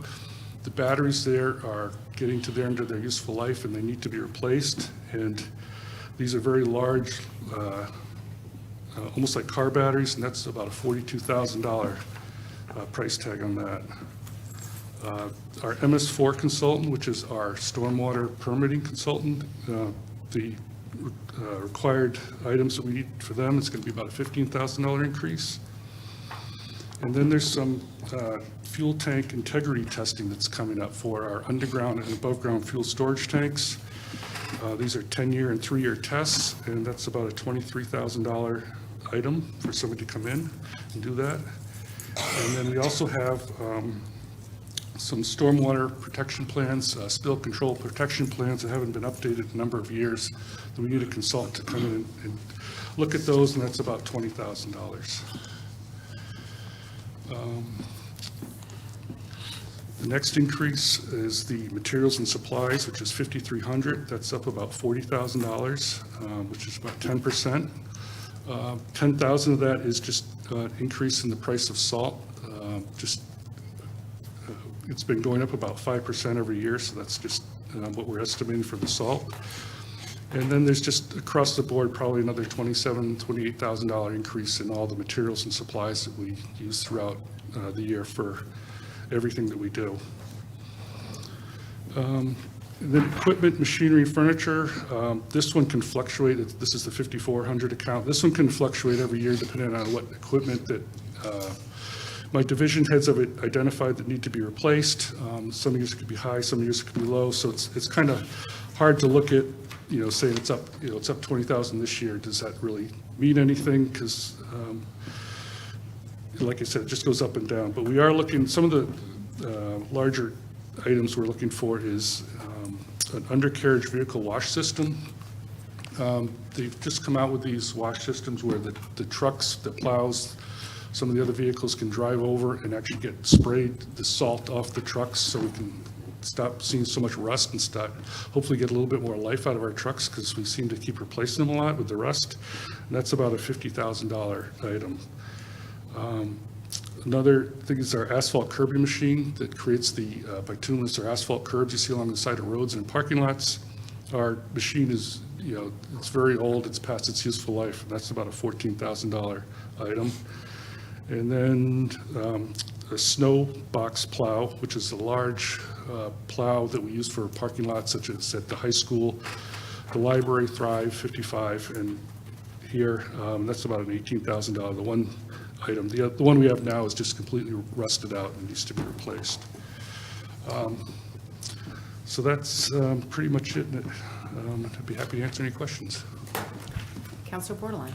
Thank you. I know this is always a hard one because it's, you really are covering everything in town. You touch every surface and everything.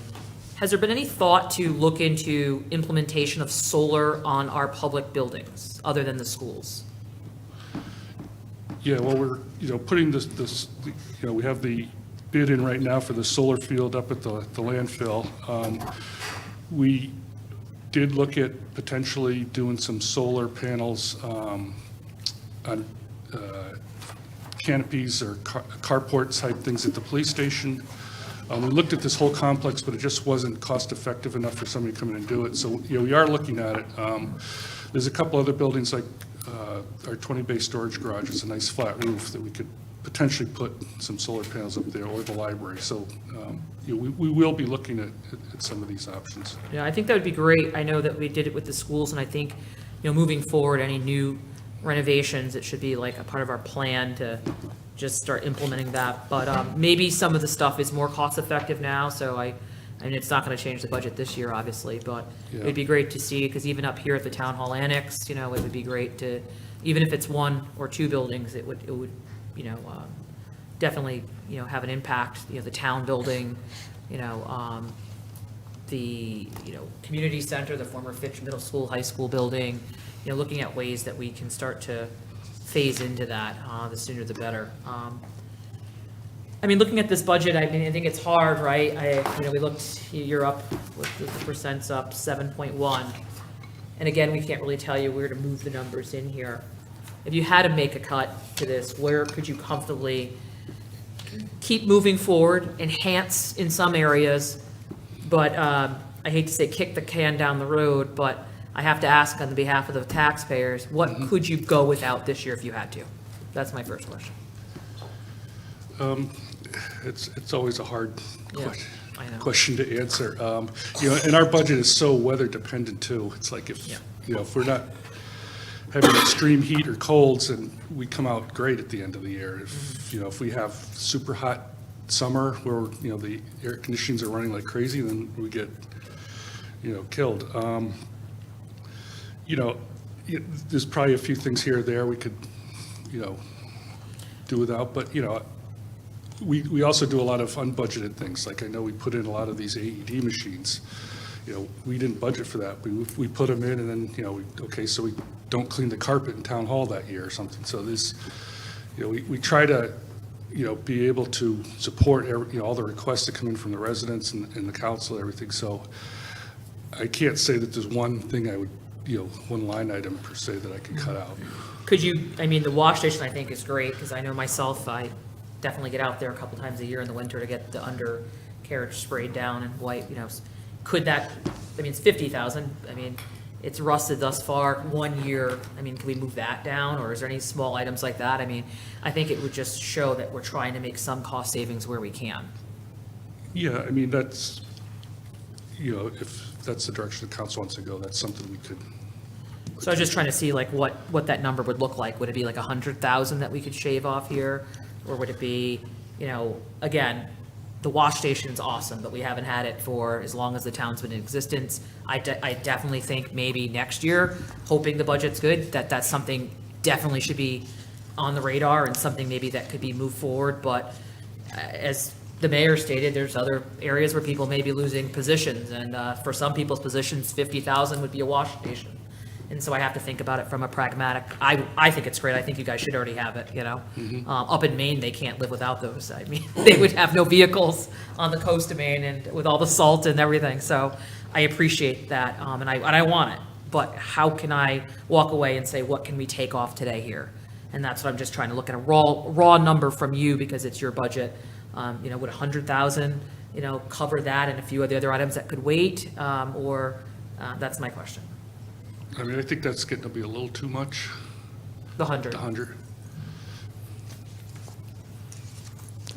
Yeah, what I wouldn't want to get into is, the Board of Ed's run into having extra repairs that were unknown and unbudgeted. They're running into that. I wouldn't want to go more than 50,000 max, and leave it up to them, but I'd rather go 25. I'm sorry, say that one more time? I wouldn't want to go beyond 50,000 max, but I prefer not going beyond 25,000. And your reason? I didn't hear that part. Well, just the volatility and that we run into trouble. 100,000 is just not sustainable there unless we had an unbelievably lucky year. So, I would be looking at cutting like the wash station, which is 50,000. yeah, So that's why I with- said the max. That would be the max, yeah. I'll wait to hear what other counselors say, and I can always put a motion on it anytime. So, thank you for your due diligence and the budget, and I appreciate all the work that you do. Okay, thank you. Counselor Gieske? Thank you, Madam Mayor. Director Hanover, I have reviewed your budget beforehand. I thank you for your presentation this evening. The one thing I am looking at is, in addition, I was looking at, I know it's not an accurate number, however, I was looking at the adjusted versus estimate of last year, and based on that number, it's $250,000, roughly $250,000. So I was going to say 10%, which gets to the 25,000 that Manager Burt had just stated. So I'm going to put a number on the floor of $6,970,432. Second, Bordelon?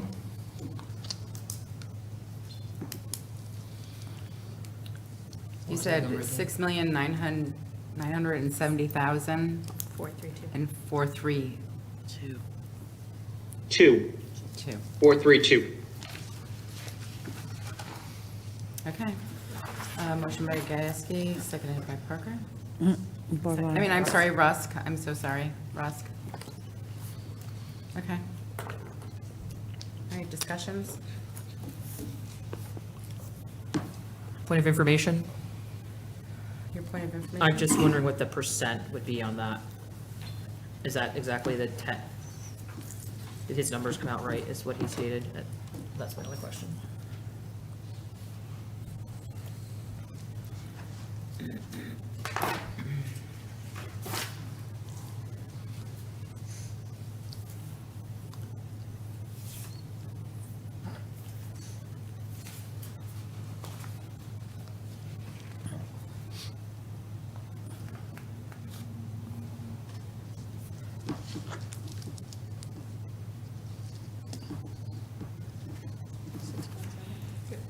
It's a 6.7. 6.7, yeah. Thank you. Counselor Pacino? All right, let's do this right here. There we go. All right, I have a question. Thank you, Madam Mayor. I have a question about the cost Point of center. information, his microphone, please. I have a question about the cost center. The street lighting, 1035-7. It seems to have fluctuated quite a bit, and I recall in the budget a few years ago, we had LED lights. It was a big thing. Doesn't seem like there's much cost savings. Those are put in before what's shown up in this budget, so I'd have to go back like probably 7 or 8 years, Oh, geez, is that long ago? yeah, to see what they Just dated cost back myself. then. All right, I greatly apologize. All right, the line item just below that, the post-closure maintenance, I don't understand what that is. Could you explain that to me? Sure, that's the, our 2 landfills at Flanders and Wells Road, when, we have to, we got the gas extraction systems, and so we have a flare at the Flanders Road landfill, so that's the cost to maintain that, repair it. And we also have to do some testing. We have to get environmental firms to come in and do groundwater testing at both sites to make sure that we meet all our DEP requirements. So that's what that cost center is covering. All righty. My next question would be the personnel services, line item 5102. Is a part-time position it looks like you have eliminated. Is somebody else picking up that workload? Is that workload being picked up, or you just did not need that position? No, this was, yeah, because when we lost our engineers, we did hire or we brought back part-time as a inspector that had retired just to help us out. Okay. I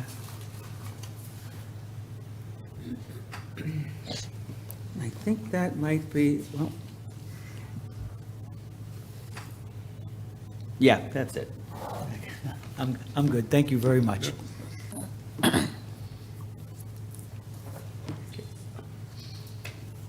we have any more? Counselor Jones? Thank you, Madam Mayor. Thank you, Mr. Hanover. Can you just talk a little bit about the engineering consultant and, that you had to go out of house to buy? How much more expensive is it than an in-house person? I know it's the 75,000, but sort of in, That's on What top are of we- the salary savings, because, consultants are, inherently more expensive. They have a higher salary, plus their overhead and profit, and everything adds up, so. And they're in demand. And they're in demand, yeah. it's is it hard a getting- 20% more expense or 30? Is it, what do we? Our normal engineering salaries are, probably in the $75,000 a year range, so it's like for one engineer, it's, 1 year's worth of salary. I don't know if that answers your question, or, Yeah, I'm partially, just trying to figure out how much more we're spending by not being able to find. Is it that we're not paying enough, or is it just the lack of engineers, applicants that are out I there? think it's a combination of both. And how has that affected your effectiveness in doing the engineering for the town? Well, I'm really kind of trying to do two jobs now. I mean, the town engineer was my old position, and I'm trying to, that's one of them that's vacant, so I'm kind of doing that part-time, I guess, if you will, as well as my current position, just to keep things moving along, and, CIPs and all this stuff that has to be managed. And, then we get, residents calling all the time, they have issues, so we go out and, look at stuff and try to help them with, drainage work that our highway guys put in and stuff like that. So we keep 3 people very busy. Now I got one guy that's just trying to do, And all we have now is one, when we Yes. used to have 3. yeah. So, all right. Do you see any efforts to sort of go to the local, Yukon, WPI, just do some We've recruiting been at local trying that, colleges? yeah. I've been engineers? working with, our HR department, just trying to recruit wherever we can. And it's been very difficult. It's just difficult. Okay. Department of Transportation said they can't find anybody. It's just how it is right now.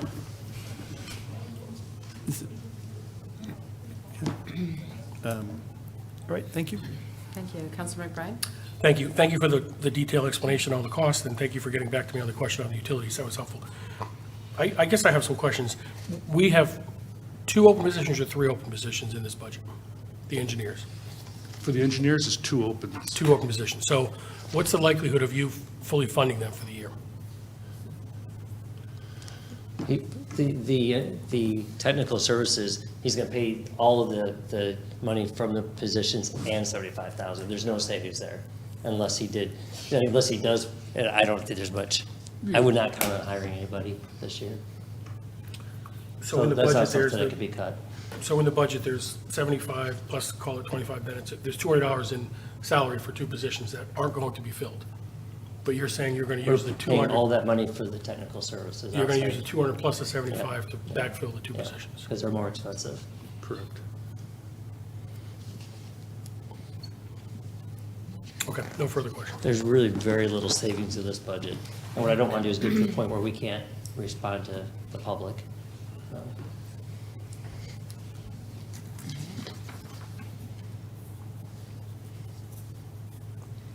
I have a quick question for Counselor Gajewski. You put the number on the floor and you cut it by 25,000. What was your rationale behind that? I'm sorry, can you repeat that? Yeah, I can repeat that, Madam Mayor, of course. So I know that the estimate numbers are just kind of an estimate they're an estimate, so they're not particularly accurate. last year, we budgeted $6,534,223, and then, the estimate is we're gonna spend $6,265,379, and since it's not accurate, the difference about that is $250,000, and For since wait, it's not wait, entirely wait, accurate, which area are you looking at? I'm on page 110 at total cost centers on, under total cost centers.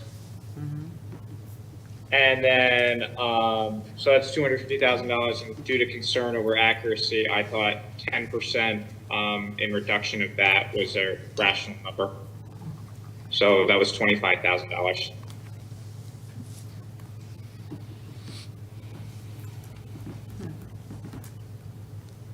All right, I don't know, I think, I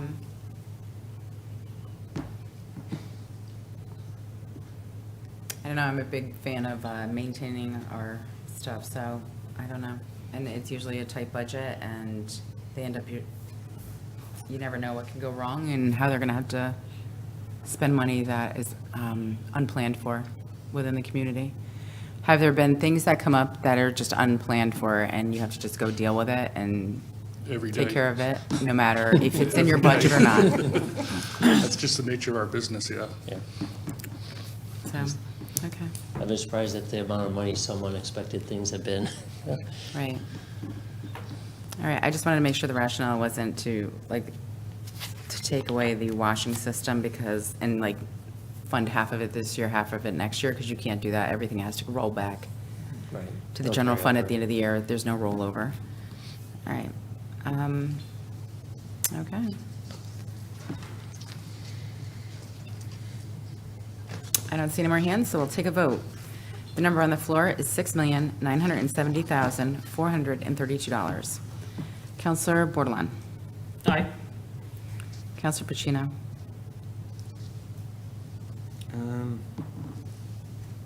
No. Counselor Rusk. Aye. Counselor Jones. No. Counselor McBride. Yes. Counselor Gieske. Aye. Counselor Parker. Aye. I am a no. That passes 5-3-0.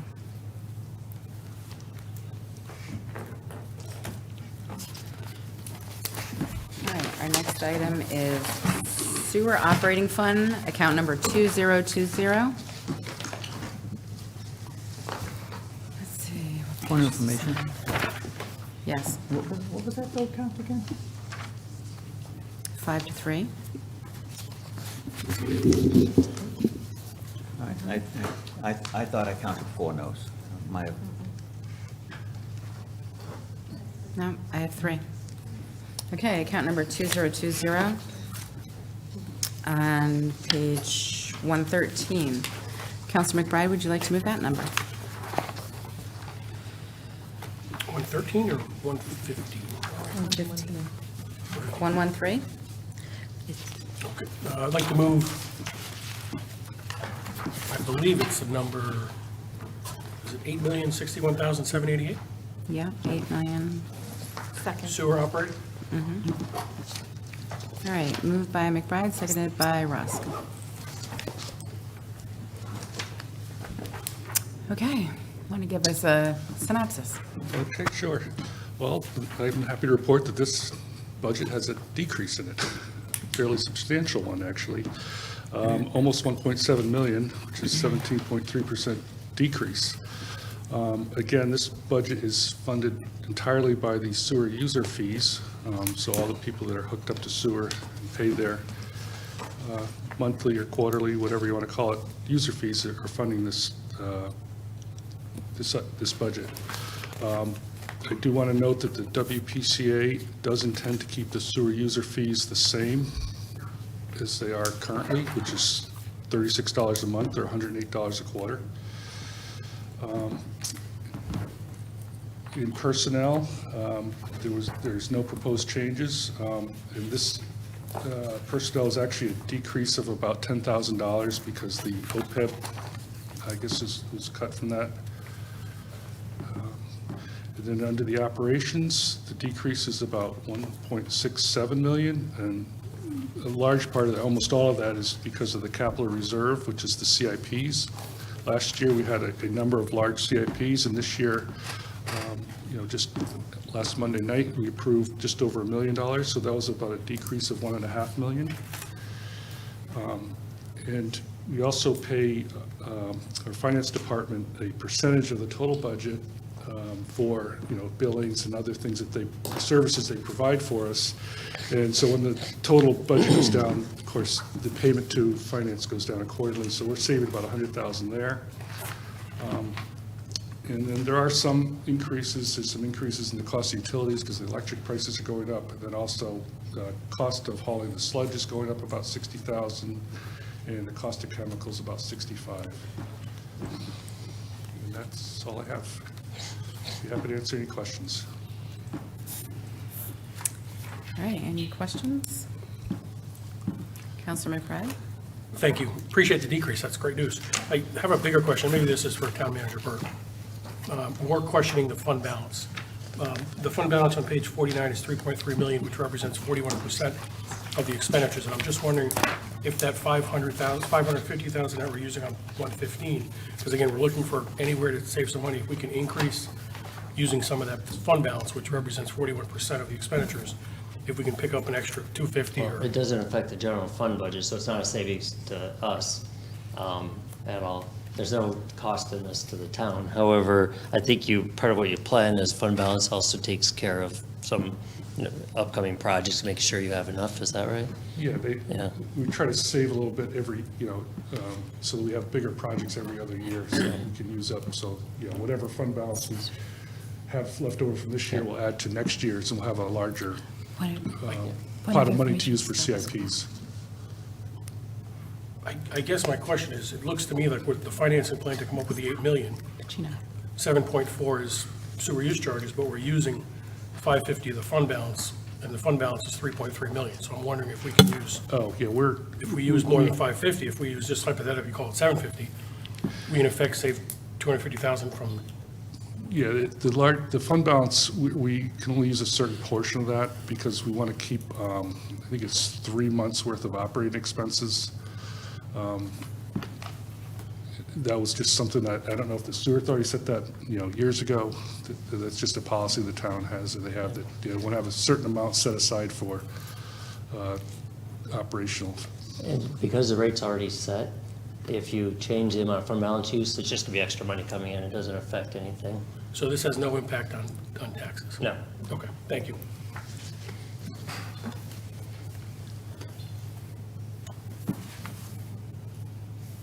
Okay, Counselor Chino. Thank you, Madam Mayor. I gotta stop myself, that's right. Give it a couple of seconds, okay, that makes up.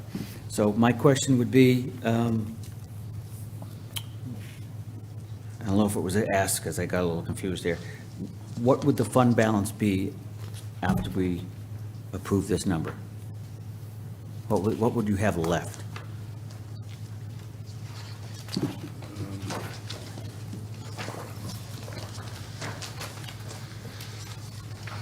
I think the usable portion for this year was like, I want to say 700,000, something like that.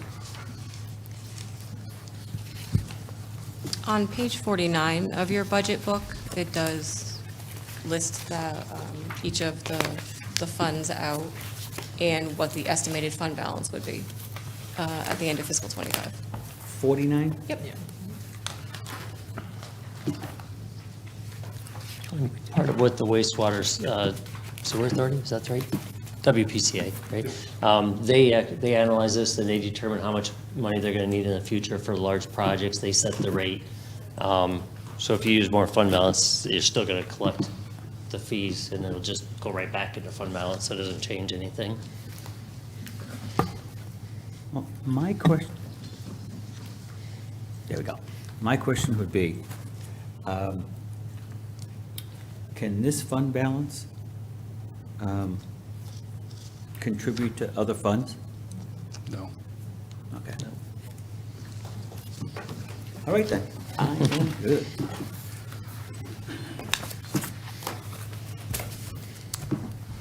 Counselor Bordelon? What is the policy and the percent that they want you to keep?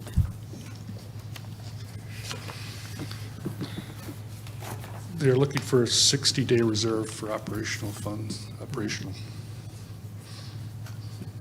What can the funds be used for? For anything to do with the 2020 budget. It can't be taken outside of that budget for any other purpose. Right. I just wondered if there was, it'd be interesting to see, to know what if there is a policy that requires it to stay at a certain number, it would be good to have that information for next year if possible. That way it paints the picture and it doesn't ask.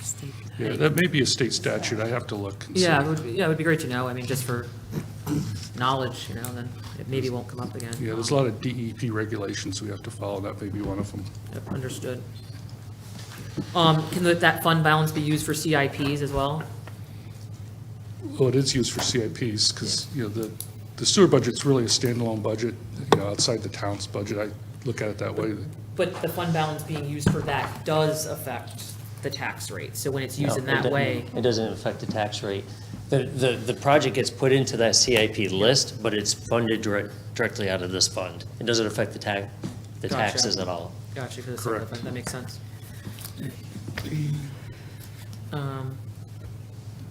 And what's the drivers of the decrease this year? Less CIP projects.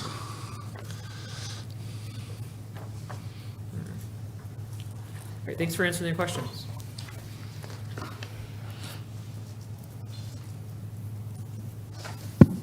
Okay, I don't see any more hands. Maybe you could spend the whole fund balance and we don't have to have the bill for 1 year. Let's just skip a year, okay? And we'll start saving again after that. Just teasing.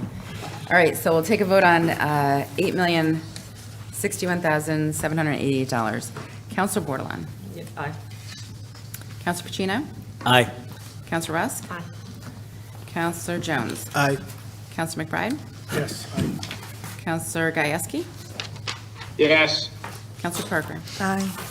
All right, that passes all in favor, 8 to 0 to 0.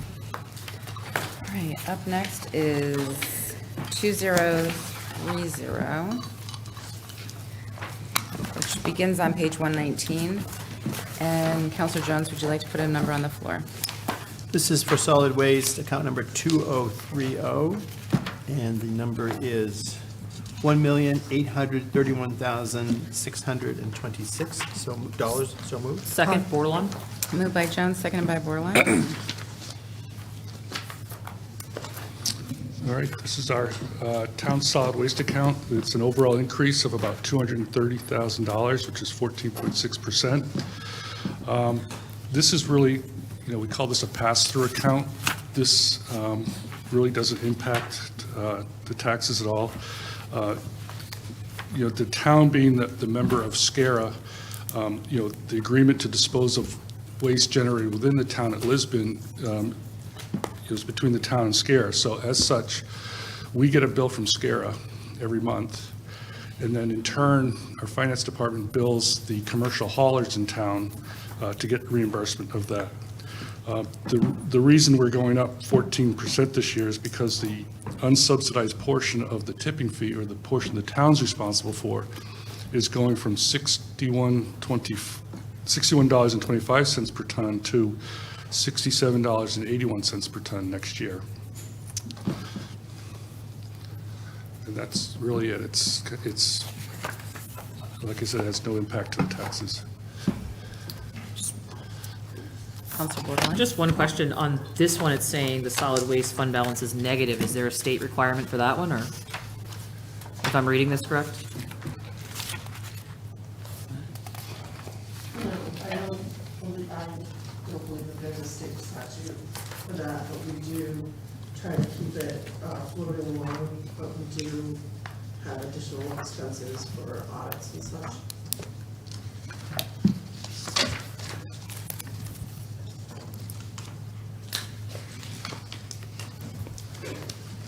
So that one doesn't have a requirement, state or local, it's okay to go negative? It appears that way, yes. Can you guys just double check on that one, just to, again, just for knowledge purposes, it would be good to know? Point of information? Oh. Madam Mayor? can- Yes. Okay. Where's the negative? Where's the negative that we're Yeah, looking can at? you state what you're looking at, what section? So, on page 49, Oh, the fund balance, the page that we were referencing, just Okay. the previous item. I was just kind of looking at it as a cross-reference, since it said, there was a statute for one, and they could, want to go low, and I just saw this one as an outlier and just was curious as to Gotcha. why that one's allowed to go negative and not the other. It's just a concern. For the same rationales that were used before, is all. So any information that can come back about that would be greatly appreciated. Because it was a huge number that was in there before. Yeah, I believe several years ago, the council had taken several $1 million out of it to lower the tax rate. So, I'm gonna say Not like it's 2019, Rachel. perhaps. Can you use a microphone? Oh, I'm sorry. Okay, thank you. Can you hear me? Yes, Is it on or not? I can't tell. Talk into it, let's see. So several years ago, and I'm not, don't quote me on the year, but the council, there had been a fund balance into this that was probably close to $2 million, and the council had taken that from the solid waste fund and used it to lower the taxes in the general fund. So, sorry, I didn't mean to cut you off, sorry. So that was at the end of when we had the commercial solid waste program, and we had, the council had voted to end that. So with the balance that was left, that's what they had taken away from the solid waste fund. Gotcha. So I guess piggying back off of, and I don't want to quote Councilor McBride, what kind of his inquiry about the amount in there and affecting the taxes, why can we pull from this one and not from the others? Well, as you mentioned, it used to be more of a revenue generator before the program ended. Correct. Now it's just a pass-through, so it's changed. And every fund's got a different law affecting it, so. Right, so we're not sure about this law, though? Well, there's no extra fund balance in here anymore. Right, but So- the other one was stated that we couldn't Yeah, go if below. you somehow magically had more money, it could be taken out, I would imagine, but it's just a pass-through now. Right, just, yeah, any information you get back to me if there is a law to make sure that we're okay to be negative in it. If, just like the other one before this, was stated that there was a statute and a state statute, which I'd love to just see for personal information, not disputing it, just it would be good to add into my budget book for next year. But this one, if there, are we following state statute by being negative on this one? I just want to make sure we're in compliance. Just in case, whatever the rules on that. Thank you. And I would imagine too, that would be something that would be flagged by the auditor if it was an issue, wouldn't it? The annual audit, if there was a negative in a fund? If it was an issue, they would Yeah. identify it to Okay. us. Unless this was the first time it's ever happened, so. Yeah, I just for clerical error, just to see.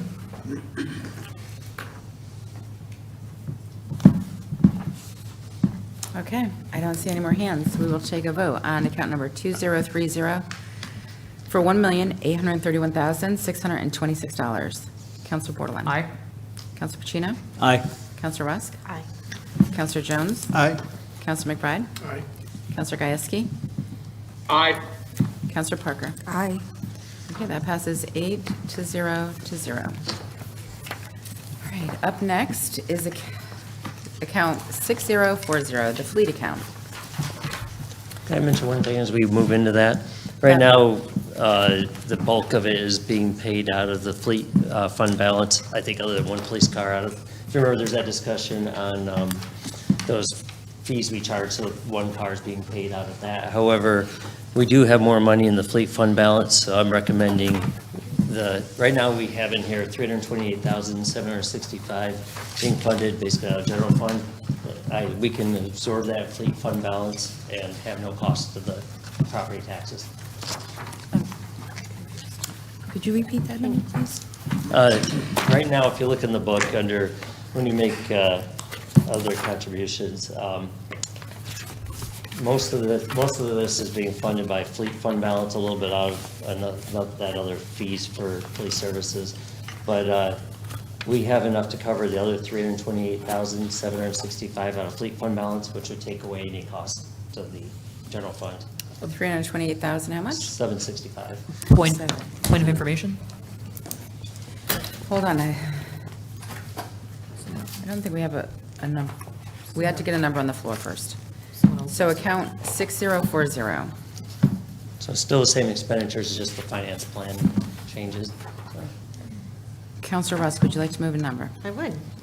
For account 6040 fleet, I move the number 1,891,734. Second, Bordelon, Moved by Russ, seconded by Bordelon.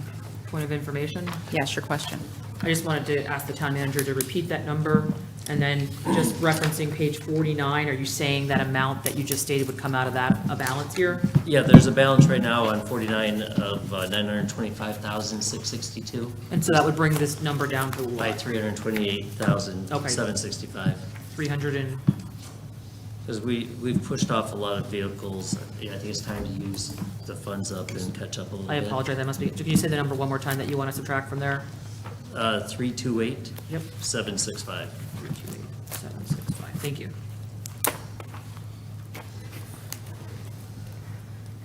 That'll leave a balance of 596,897. So that motion's not on the floor right now, right? No. Well, someone will need to say, and we'll increase the use of fleet fund by that much. I would like to. That's what I was going for, thank you. I second that. Can I amend my motion then, Mayor? Now we have to leave the main motion on the floor. Even if it's just funding? You can make an amended motion, you can't amend the original number. Okay. So I'm going to amend my original number to use. You cannot Alright. amend your original number. Say, I'd like to make an amended motion. I'd like to make an amended motion. My Okay. apologies. I would like to use $328,765 from the fleet fund balance. Second. And the number is, that you're putting on the floor? Yeah. Sorry, I just said that out loud. My apologies. Same expenditure, you're just changing the revenue, the finance Yeah. plan by decreasing property tax use and increasing fleet So fund it's- balance use. It's the same. It's an number. outside Same funding expenditure. source, You're a just funding changing where source. some of the funds come. It's the funding source, Yeah. okay. All right, so I'm Point gonna of use, information? hold on one second. So it is so the motion on the floor, let's go back. The main motion on the floor is for the $1,891,734 with use of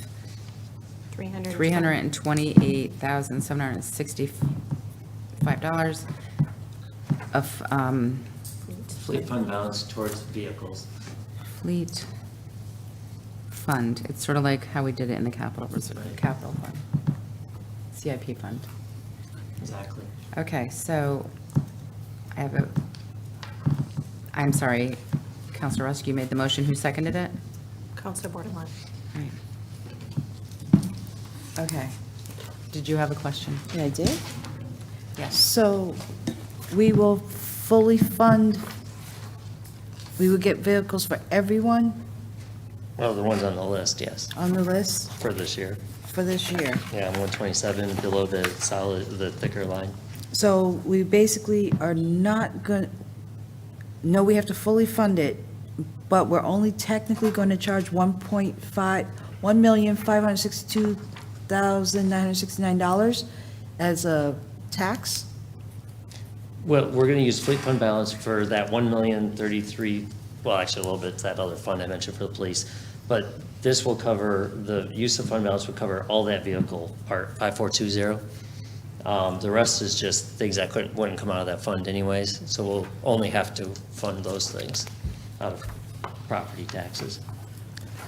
So a total of 1,562,969 would be what we're going to charge the people, because I'm taking out the 328,765.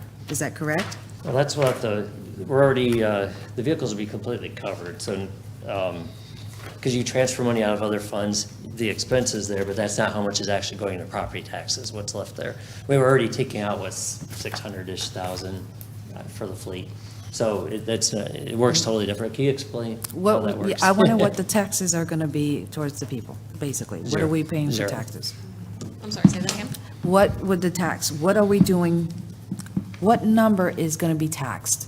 For just the vehicles. For just the vehicles? So when we look at the contributions from other funds on page 169, 169?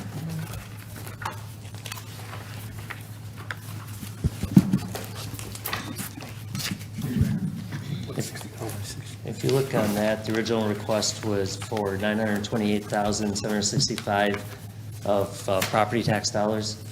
I used that initial fund balance to lower that to $328,765 in property tax dollars. This would close that off. So it'd be zero tax dollars for the vehicles. so on page 169, the last three items there where it says fleet vehicles, fleet maintenance, and fleet fuel, those are all funded by the general fund to the fleet. But what Town Manager Burt is proposing is that $328,000 be paid from fund balance in the fleet fund instead. So now it would really only be the fleet maintenance and the fleet fuel that are paid by taxpayer funds. But we're not even on 1073 yet, so my question is about You have page to- 125. How does that work out when people look at the budget? How is that going to work out? How is, okay. You will look, when you do the they're all tied, you have to do 1073 to complete the picture. You'll lower that 328, you'll remove 328,765 and put zero there. Again, we're not at that point But to do it. there's no but- way to look at them separately. So vehicles under 5420, is that a reduction? That $1,033,500? No, we're spending that, but it's none of it's tax dollars. It's all fleet fund dollars. That's But not, only 328,765 is, right? no. Right now, I already put 600-something thousand towards it in the current budget. If you look, 1073 shows you what we're actually proposing for property taxes. If you look under fleet vehicles, we're going to charge 328,000 for taxes because we're using other fund balance, but now we're saying that'll wipe it out. There'll be zero cost for that 1033,500. Zero property tax cost. I've not seen, So let me just ask, so I can get it clear in my head as well.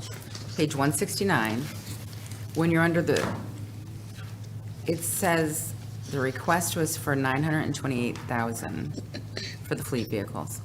And then it says manager FYE 2025, that you're saying it's only going to be 328,000. Well, now it'll be zero if you use these others. Because this is not in, So you, this is wait a its minute, own. wait. This is the fund balance account that For we're looking fleet. at.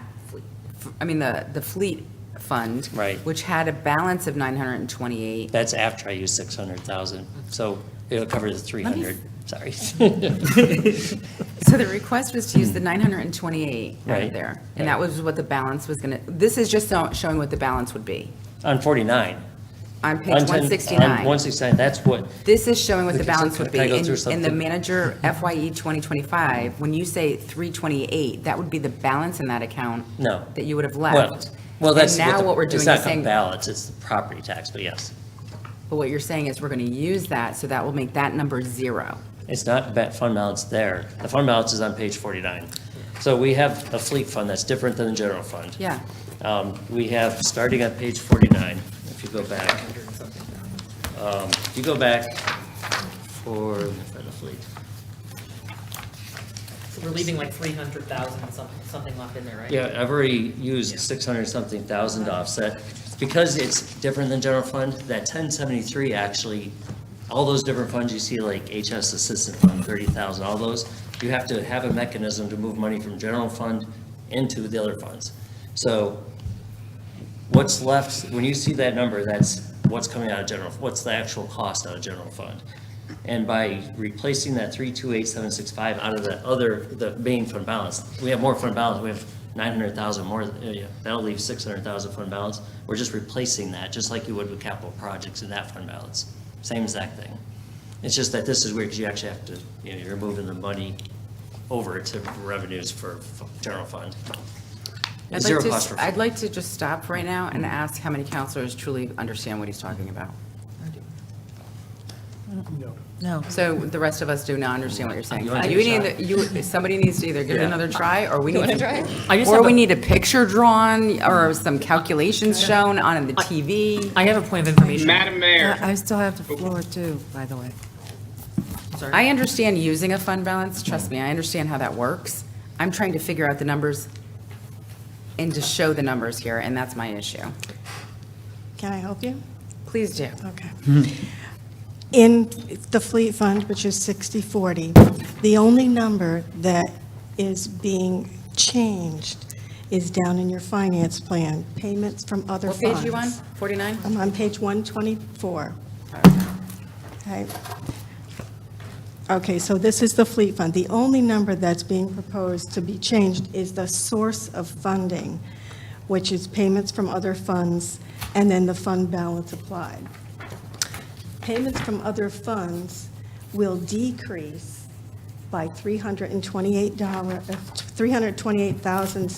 $328,765, which we would have gotten from account 1073, contributions to other funds, on page 169, which will be coming up on our agenda tonight as well.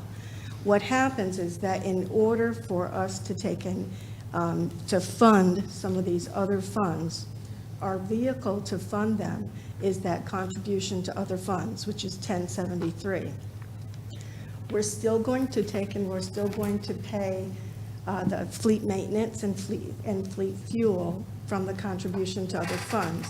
The only thing that we're proposing to change is, instead of having the taxpayer dollars pay the $328,765 from the contribution to other funds, it will come out of the fleet balance, the fund balance from fleet that's already there. So it's only the financing plan that is expected to change. The actual number that we will change will be in the next account that we deal with, which is 1073. Is that clear? Do you have any questions? Is that clear, or? I had a point. All right, so let me just ask, if you understand what she's talking about, raise your hand. Just like, I have a let point. us know that you understand it. I'm getting there. I have a point. A bunch of people want to ask questions, so all I'm saying, I'm just trying to get a picture of if people are not getting the picture. I just have a point. No, can if I can ask some further questions, because I still have time on the clock. All right, so now, go ahead. Okay, I didn't so- realize your clock was running, I apologize. No, it's not running, it stopped. I know, but I didn't realize you had the floor, I'm so sorry. Okay. So, in other words, we're not changing any dollar amounts in this account. We're still going to have $1,891,734. We're shifting the money from one account to the other account, so it's taking less off the taxpayers' dollar amount. So we won't be charging people a certain dollar amount. That 328 won't be charged to the taxpayers, is where I'm getting at. Correct. Okay, so we're still paying the full number, so everybody's going to get their cars this year. Again, there's zero property taxes going, I'm already using fleet fund balance. The only portion of those, most of it's already paid for, not in property taxes. We just have that little gap that so now there's zero for property taxes. And So the that, fleet- and the- so again, this is where I'm getting ready to go back to, that $1,033,500 for vehicles, because that's where you purchase vehicles from, are not going to be charged against the taxpayers, is what I'm asking. Correct. Okay. Thank you. I'm done. Thank you. Maybe this would be I hate to change topics, but, well, No, you can't in the middle of a vote. We're in the middle of it. yeah. We're in the middle of it. Your question? Can I just ask the financing plan, can you give us the numbers now for the financing plan? If we do this 328,765. Yes, so if we basically reclassify where that 328,000 is going to be, the payments from other funds will now be 935,139. And the fund balance applied will be $916,595. 595? Yes. Thank you. That was my point.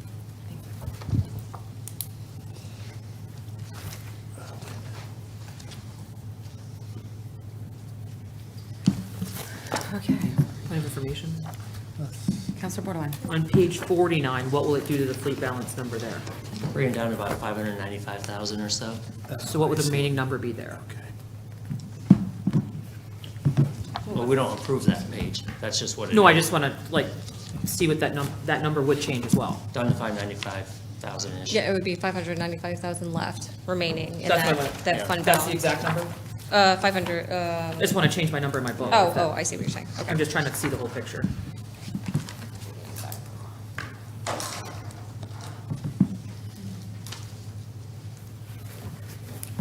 Okay.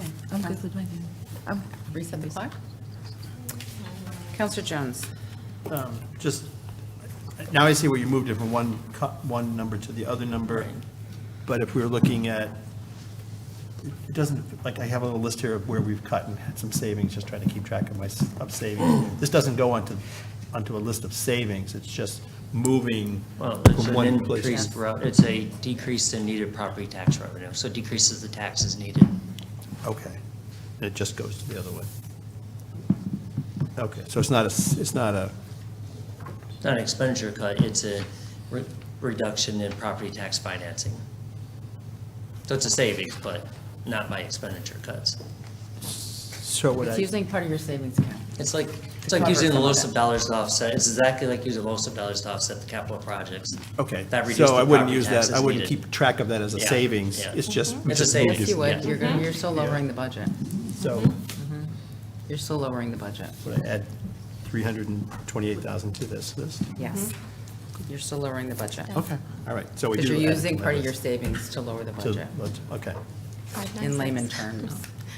The updated fund balance available if we utilize the 328,000 would be 596,897, and that's on page 49 Thank you. for the fleet fund. Could you repeat that one more time? I'm sorry. 596,897. 596, 897? That'll be the fund balance. Fleet fund balance. Okay, Counselor Bordelon? Just so people at home can hear, is this taxes that we've already allocated for, or will it actually save them on the property tax this year? It'll save on the new taxes. That's what that's what I think people need to hear. Yeah. So this movement, that's why I was asking. Correct. What was in the fleet fund, because moving that number, it will affect the bottom line of how much an individual taxpayer would have to put out. Correct. Okay, so that's. Counselor Gieske? Thank you, Madam Mayor. After so my head was spinning for a second, but I think I finally got it. So basically what we're doing is we're moving, our overall town budget's not going to decrease, but the amount of revenue will. Am I understanding that correctly? Yeah, right now, the revenue, any gap in funding that's not accounted for by other grants, other funds is property taxes, general fund. What this does is say, okay, we don't need to collect 328,765 of those taxes. That's all it does. Same thing happened when we used 200,000 for LoSiP, but all the others, yeah. It's just anything. So just to understand, just to make sure, I'm going to compare it. So in our budget, in our total budget number, it's basically the impact, it's basically just similar to impact aid, LoSiP. It's counted towards the overall budget, but not the source of revenue. Correct. Okay, thank you for, I understand it now. Thank Yeah, you. It's like how you paid for all those IT items and things with alternate funds. Yep, thank you. Thank you. Really quick question. So Quick Chief question. Pissarro talked about having money for a police vehicle. Where does that fall in all of this?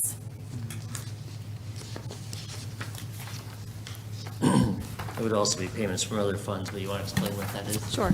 So for the outside police billings that they do for when there's construction, those funds are maintained in a separate fund that's not part of the budget book. It's not a budgeted fund.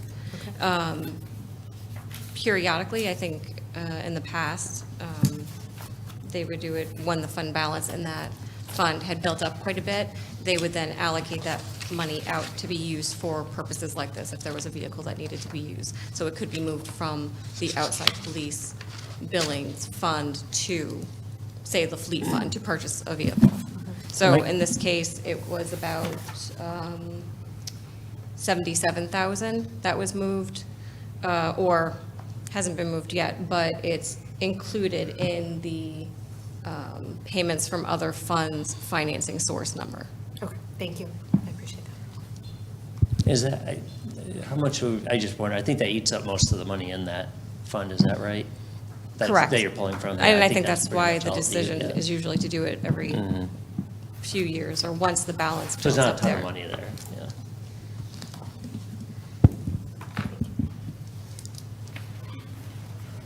Counselor McBride. Thank you. I had questions on the fund balance, but I think we've gone through that enough. So I guess I still have overriding questions on the $1 million increase, because that, to me, is still a big number. And although it's not impacting the taxpayers, we are taking money from fund balance too, that we're not going to have in the future years. So my question is more the true need for 10 vehicles, and specifically the need for 3 police cars and 3 staff vehicles. And how, I mean, I don't understand the needs for the vehicles like everyone here does, but it seems to me 3 of each, 3 and 3 is a significant amount. If there was a way we could do 2 this year in police and 2 next year in staff, pick up a couple $100,000, put that fund balance back to $800,000. Is that something we could handle? Because what I'm used to is a rolling plan where you rotate 1 or 2 and you do it 2 a year, 2 a year, 2 a year. But to come in with 3 and 3 and then 2, it just seems like a lot of money. If you look at prior years, 23 was 200,000 vehicles, 24 was 800,000, and now we're jumping to $1 million. So although I appreciate the reduction in the taxes, I just need to better understand how, maybe Town Manager Barrett, these are, I mean, truly needed, because that's a lot of vehicles. I think the key would be, well, if you look, there's a lot of vehicles we have, and I think the chief could talk to the police condition, the mileages on them. And Bob, do you have a list of the mileages, or? Yeah, we have those here. We'll start with the police. Again, we're looking for 3 vehicles, and as everybody knows, one of those is being fully funded by another source. These are high mileage vehicles. One of them's, got 160,000 miles on it. Another's 120. They're, getting to be 7 years old. There's 22 vehicles in patrol, so we need to keep replenishing these at a certain rate. We're behind. Or we'll get way behind. We're already behind. Yeah. Point of information? Can I? Can we let him finish first? No, I just had a question about that, because he's telling us numbers, and we don't have it in our budget book. The mileage? Yes. They sent it to us in an email. Thank you, because I can't print them. Thank you. No, but I was going to ask, can we do it for everyone then? Did we do it for everyone? It's Council McBride's floor. I'm sorry. No, I was asking a point of information. That's all. Go ahead. Okay. So, yes, the police vehicles, as I said, these are, definite need, and, the chief, I'm sure, will attest to that. With the 22 we have, we just need to keep replenishing, these at a few a year to get the, replace the ones that are, getting to be 160, 130,000 miles and getting to the age they are. As far as the staff vehicle goes, yes, we have 3. These are, 2006, 2010 vintage with 130, 150,000 miles. We haven't replaced a staff vehicle probably in the last 5 or 6 years. Some of these are, they're literally, the rocker panels are rusting and falling on the parking lot in the back. So they definitely need to be replaced. I mean, the list that Bob came with me was actually much longer than this. I went through and I made sure that everything we're getting is absolutely what we need, and that's what I feel. These, vehicles are what we absolutely need.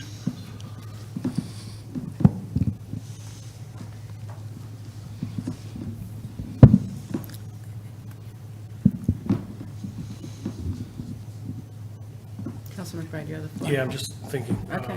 still a big number for me. What are we doing with the older police cars? Are they rotating through? Are we selling them back? Is there any money we're going to receive from them, or? As, we don't keep them, I mean, we get rid of our worst cars. If I could just elaborate a little bit more on what Director Hanover said, yeah, if you look, I mean, I provided the town manager with a list of our vehicles and the mileage. Some years we didn't buy any cars, and that's catching up with us. There's no 2018s.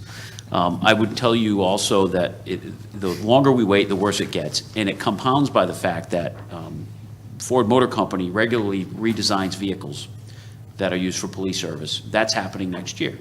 So the cruisers that we buy, we usually outfit them with cages, equipment, all sorts of stuff that goes in there for an officer to do their job. Cameras, gun racks, things that our officers use every day. That stuff we try to use, we reuse it when another car is purchased. However, when they do a design change, they no longer fit. The cages don't fit. Some of the equipment modules don't fit. So it brings the cost up even higher. You're not just paying for the car, you're paying to totally outfit the car at a cost of approximately 13 grand, I think it's 16 grand. So the price keeps going up.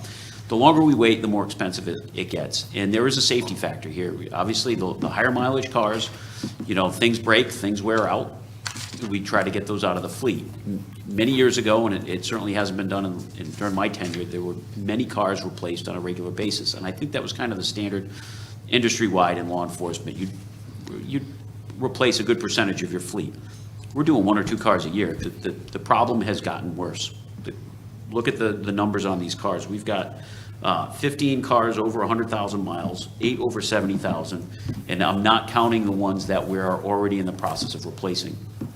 That's an additional 3 cars with over 100,000. So we cascade them down. We take those cars that are still serviceable and maybe put them into a lesser role. As the finance director pointed out, when we utilize vehicles out on a construction site, those vehicles are assessed, the vendor is assessed a fee on top of that goes into the fund that she talked about before, the $77,000. Usually we'll take an older car that isn't really something we use every day on patrol and utilize it for that as a spare, as an additional vehicle.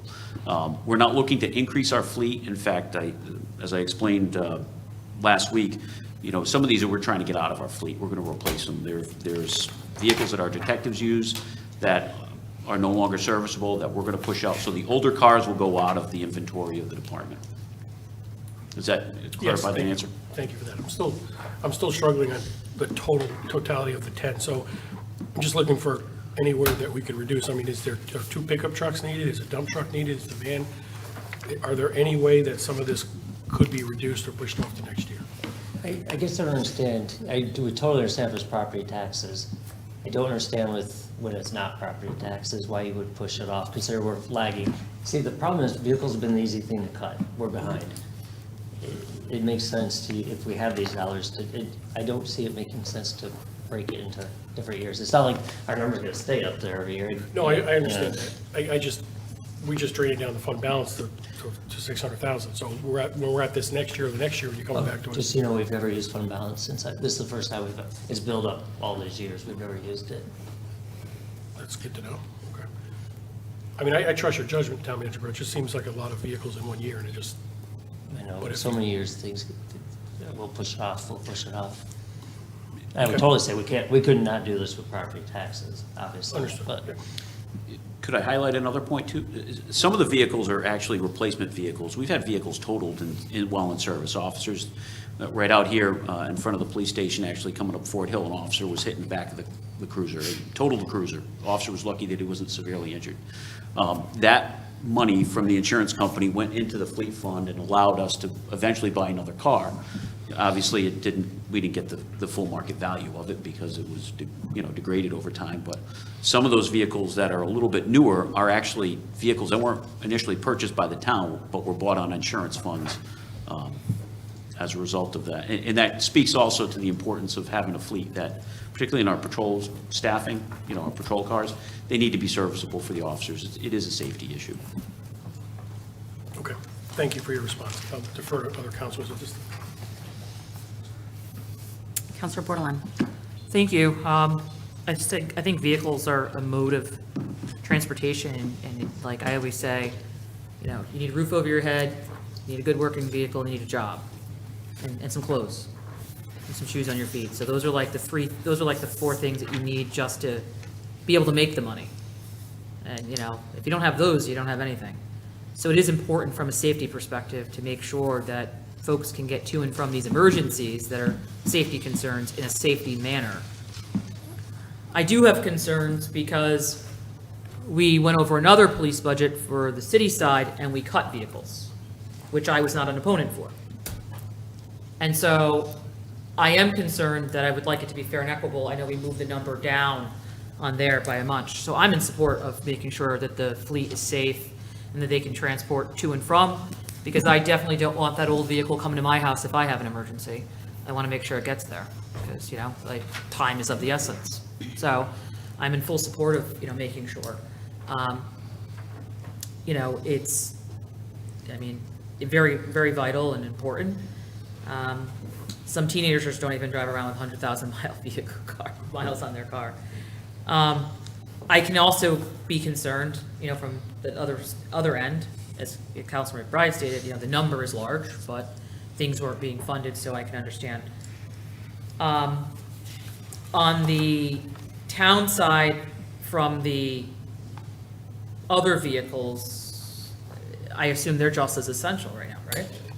Oh, absolutely. Some of these, you know, like the paving machine, I mean, right what now. machine? Sorry, Paving machine. Paving, Our sorry. paver.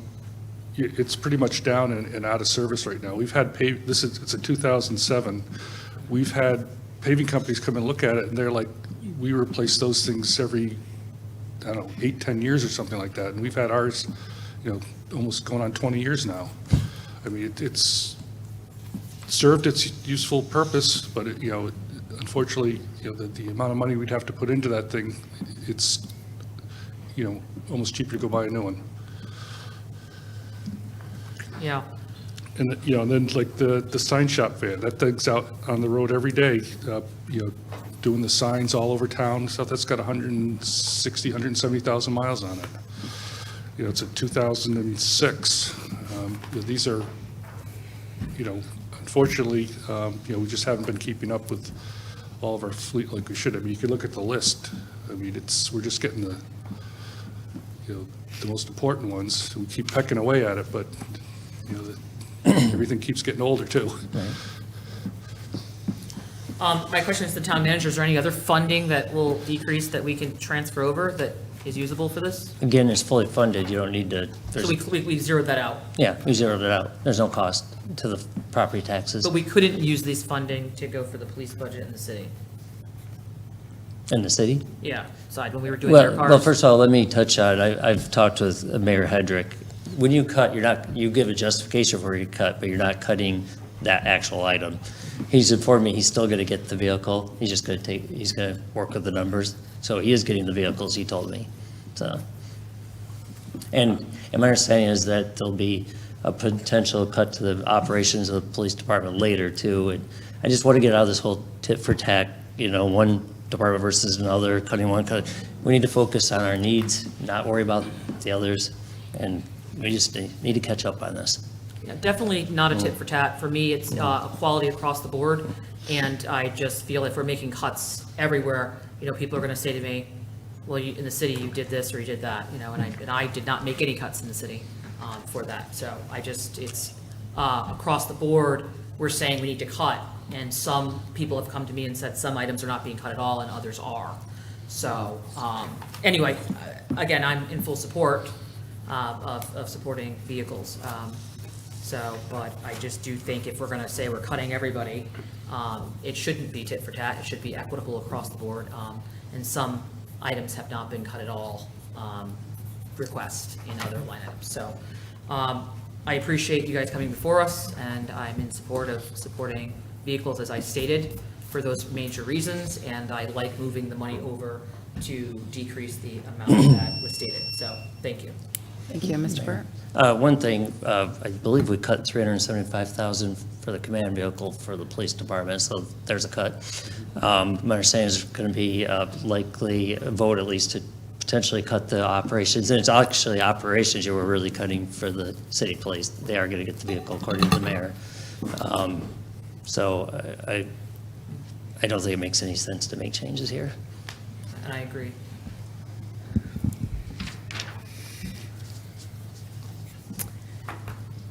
All right, I'll take a turn. I also wanted to clarify just what you had said. I had written it down. We don't cut a vehicle. We cut 25,000 out of a budget, and I want to clarify, when you're looking to cut, I think from my perspective on the calculations that I'm doing, we have cut quite a bit, and there's probably a little bit more to go, and we're projected to have a major cut to the town budget. And this cut is to help one of our accounts, because we don't want to get into all the specifics of other accounts, but looking at this particular account, I am always amazed that there is this one vehicle that is like 38 years old, and it's still sitting on there, and you have not asked for it to be replaced. So you have vehicles on here that are 38 years old. Well, you're talking 30, about the excavator. 25. Huh? The top one there, from Yeah. 1987, that's an excavator. It's not used very much. It still works great. It's a John Deere. We're not going to replace it. I'm not going to even ask. Well, I'm just like, wow, it's always been on here at the top of the list at 38 years old, and I am Yep. always amazed that you do not one day say. Bob keeps it well maintained, so it keeps working All good. right. Thank you. All right. And then we look on here and you see vehicles that are 22 years old, 30, 25, 19, 23, 27. And even the vehicles that you're asking for, those are the ones that you're not even asking to replace right now. Some of those, there's a whole list of vehicles. But the ones you are asking to right now, there is one that's 27 years old from 1998. It was bought. Nice. It's a GMC Sierra. I'm like, wow. And then you have majority of these vehicles are anywhere between 14 to 18 years. There are a few that are 8 years, and 2 of them are police vehicles, and one is a Public Works RNS. Roads and streets. Okay. Those are pickup trucks and then the sign shop I was talking about. All right. So if we're going to use the fund balance, and this is not going to cost the taxpayers this year any money, I am actually in full support of this. And I will confirm that historically, when I was on the council, I can remember years where we squeezed, and squeezing of the fleet fund did happen, and I can remember that. And because we're always like, can't you just make it another year? It's one of those things. So it's just like having a car at home when you're trying to decide, is it time for it to go, or do we keep it? But I think our town has done well in preserving vehicles for a very, very long time. So I thank you, and I will be in support of the number of basically zero tax dollars. So thank you. All right, I don't see any more hands. So we will take a vote. Council Bordelon. I'm in full support. Councilor Pacino. Aye. Councilor Rusk. Aye. Councilor Jones. Aye. Councilor McBride. Aye. Councilor Gieske. Aye. Councilor Parker. Aye. All right, that passes 8-0. And we are asking the police chief to stay. Stay after school.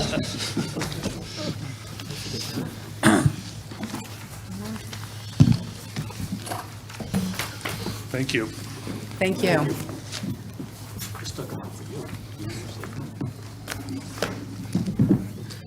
I do want to come see that 38-year-old vehicle, though, that one. We did refurbish it. Yeah. I'll have to come check it out. Adam, Yes, Here. and I make a motion. you're prepared, though, with the number to put on the board? Yes. Not a cut of the number. Number. Thanks. No. Give me a second. You have to request.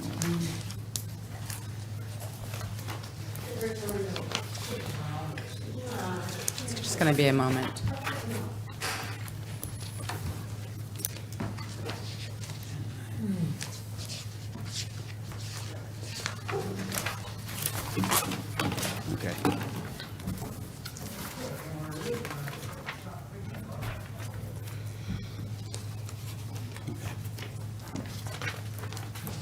motion to reconsider? You're making a motion to reconsider? Yeah, so you, You have to. okay. I would like to, Madam Mayor, thank you very much.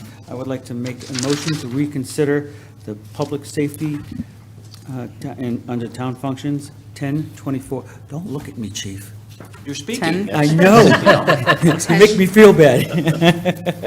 1024. 1024, I believe that is on, page 101. yeah, 10, okay. All right, reconsider. All right, we have a motion by Counselor Pacino. Do we have a second? Second, Gieske. All right, we have motion by Pacino, seconded by Jones. All right, do you want to talk and speak on it, or would you like to just take a vote to see if we would like to reconsider this account?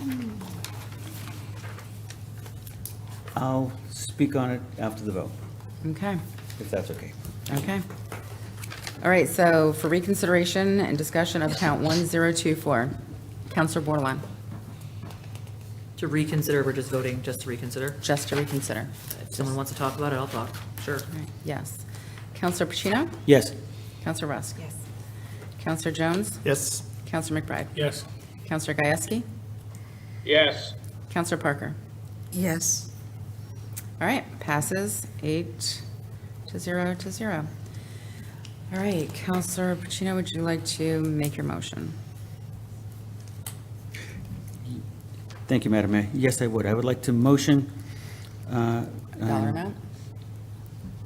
The dollar amount? Dollar amount. Yeah. I'd like to motion the number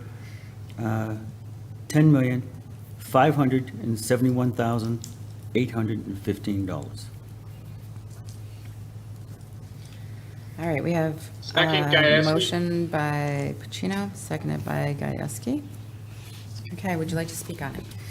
Yes, after discussions with Town Manager Burt, it has come to my understanding that I believe in tax year 22, that this fund gave back roughly $95,000. 20, that was 23, and That was 22, 23? it was 157. There you go. Those are the numbers right there. With that said, that's well in the range of the $100,000 and well in the range of the general funds to pick up if needed in a transfer. Okay, so you're asking for a $100,000 deduction to account 1024. Yes, I am. Okay. Point of Right. information, Your question? we just get a percent on that when they get a chance. Sure. Thank you. Any comments, questions? And I would, if I just point out a couple of things. Now, you saw it went from 157,022 to 95. Now, we do tend to, if it's a stable budget, we try to make tweaks so we don't have large, so, it's not likely to be up by the 157. However, I think with the 95, we'd probably be okay as long as you understand there could be a small fourth quarter transfer if all the positions that got filled, everything gets paid. So, but other than that, I'm comfortable with it.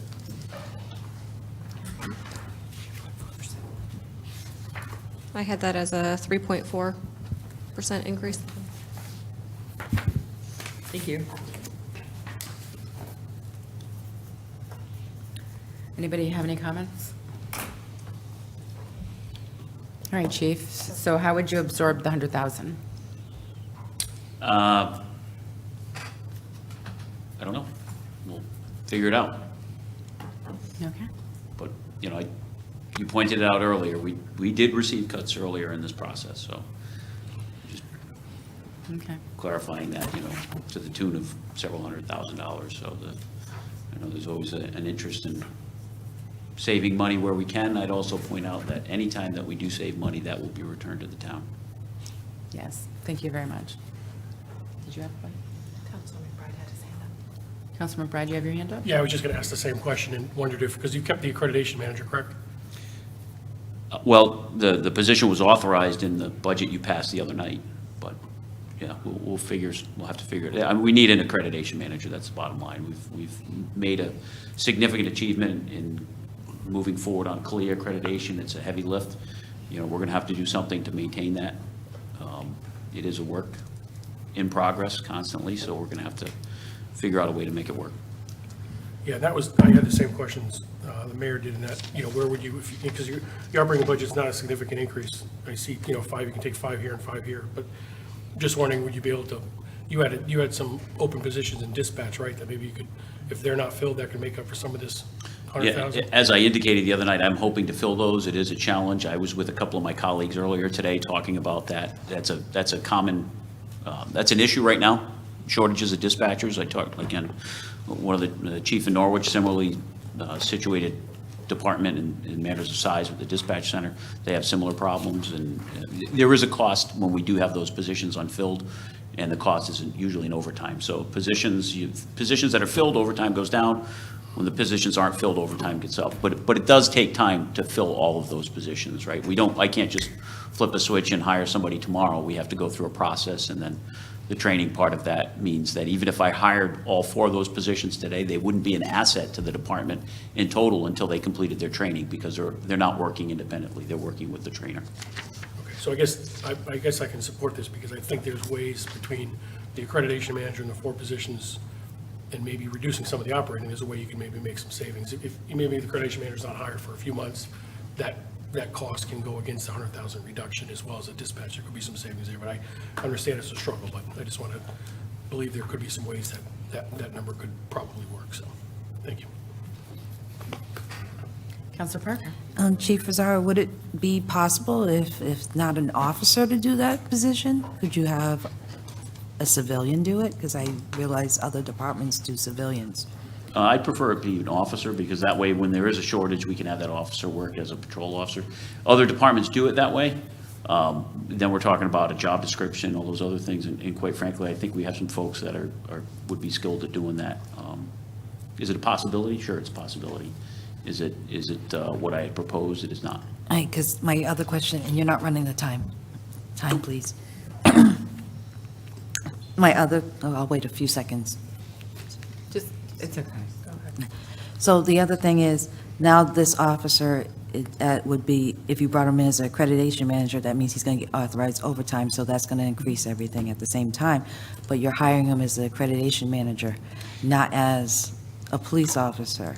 He's a police officer, but you're going to put him on the road too, when he does downtime? Yeah, in So many then- departments, I'm sorry. So then it'll be not the dollar amount, it'll be higher because you're paying him overtime, which increases his, No, I wouldn't be hiring him to do overtime in this capacity. I would be hiring him if there was a shortage in patrol.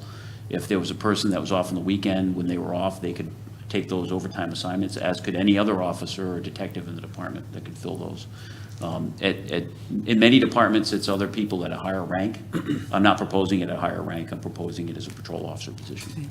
so the other question is, who would, if, CALIA's every year, would they be also going out to CALIA conferences and stuff? Because that's a cost too. Some would, you know. The there's a cost, officer. sure. Okay, so Yeah. that, he could get overtime that way too, flying and, I'm Not just asking. looking- Yeah, I'm not looking to put these people on overtime when they're going away for training. We usually adjust their schedule in a way that's comports with the collective bargaining agreement, making sure that if they're there during the week, that they're not on overtime. It's a straight shift. All right, thank you, I'm done. Counselor Bordelon? Thank you. I have trouble with this because I just don't believe in for me, I speak for myself going back. I think the allocated funds and it's great that you're able to be here to defend, and I feel some were not able to. So I'm probably going to abstain or vote no to this decrease because my conscience doesn't feel good with this. Thank you. And that's my reasoning, I don't know, I'm about saving the taxpayer's dollar, but I just don't think the precedent of bringing people back, and for me, I could see doing this once we went through everything, and then we invite each person back at the end to readjust at the end, but this back and forth is tough for me. So I don't know that I'll be supporting this decrease tonight for many reasons. Thank you. As I said last week, I put together what I felt was appropriate, but I also respect that, you, the council, and soon the RTM have to consider these in the best way that's the best way for the town to run operations, and at the end of the day, you're the legislative body that tells us what we have for funding, so I respect that. Okay, seeing no more hands, we'll take a vote. On a reduction for account 1024, the number on the floor is $10,571,815. Counselor Bordelon? No. Counselor Pacino? Yes. Counselor Rusk? Yes. Counselor Jones? Yes. Counselor McBride? Yes. Counselor Gieske? Yes. Counselor Parker? Abstain. All right, I'm a yes as well. So that will be 1, 2, 3, 4, 5, 6 to 1 to 1. Thank you. Thank you. Up next is account number 1073. It is contributions to other funds, and that is on beginning, I guess, somewhere around 168, 169? Yes, 168. Counselor Pacino, would you like to move that one? Yes, Madam Mayor. 168. I would like to move to other funds, to contributions to other funds, 1043, the number of, 1073. what did I say? 43. Dyslexic today. Happens. Okay, 1073, the number of $1,490,359. Second. 90,000. 490,000. You said 80, I was just saying 90. All right, let's just repeat it one Oh, more my time. goodness. Hey, Okay. I've been there. Go ahead, try it again. I'd like to move contributions to other funds, 1079. 73. Oh, my God. Okay, you know what, can I read it? It's one of those nights. Let me try one more time. This is the Third charm. time's the charm. I'd like to move contributions to other funds, 1073, in the No. amount of $1,490,359. Second. All right, we moved that one by Pacino and seconded by Jones. Did I ask you? And then I recommend an amendment to reduce that by the 328,765. Wait a minute. So we need to put that motion on the floor as well, if we want? Yeah, amending it. Yeah, I'll make that amendment. You have to put the number on the floor. What do we got? 1161594. I'll put that number on Repeat the that one floor. more time.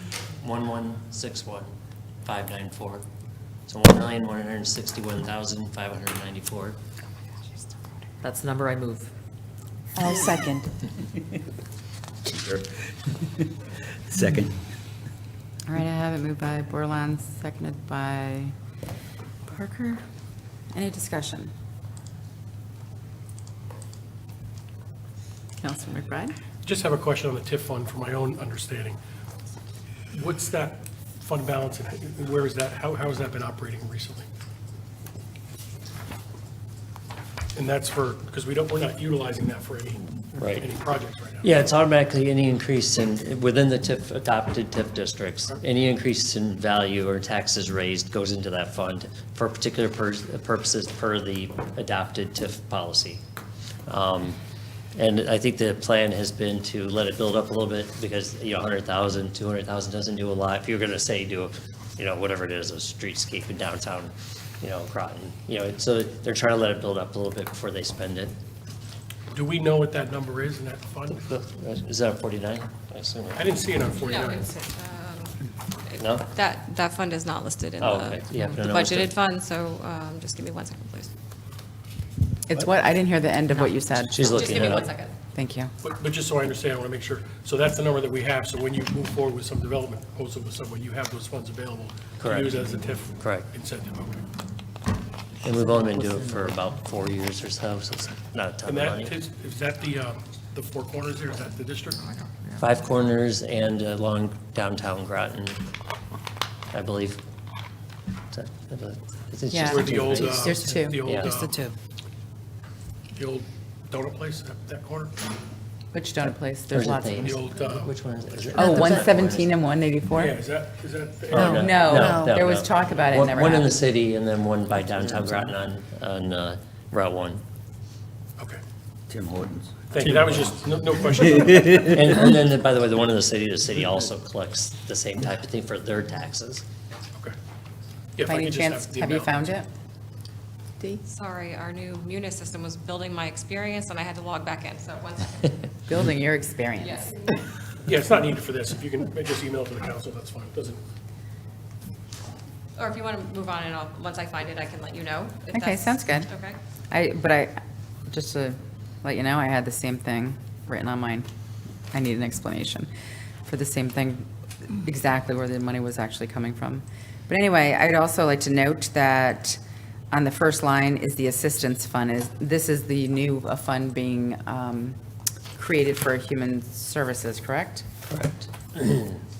And this could be used for what? Pretty much anything to help people. It's pretty much wide open. It's pretty wide open. Yeah. Okay. Now, if you change I think Human Services is Monday night. If you change that number on the other side, then you'll have to go back and amend this, just as a reminder. Okay.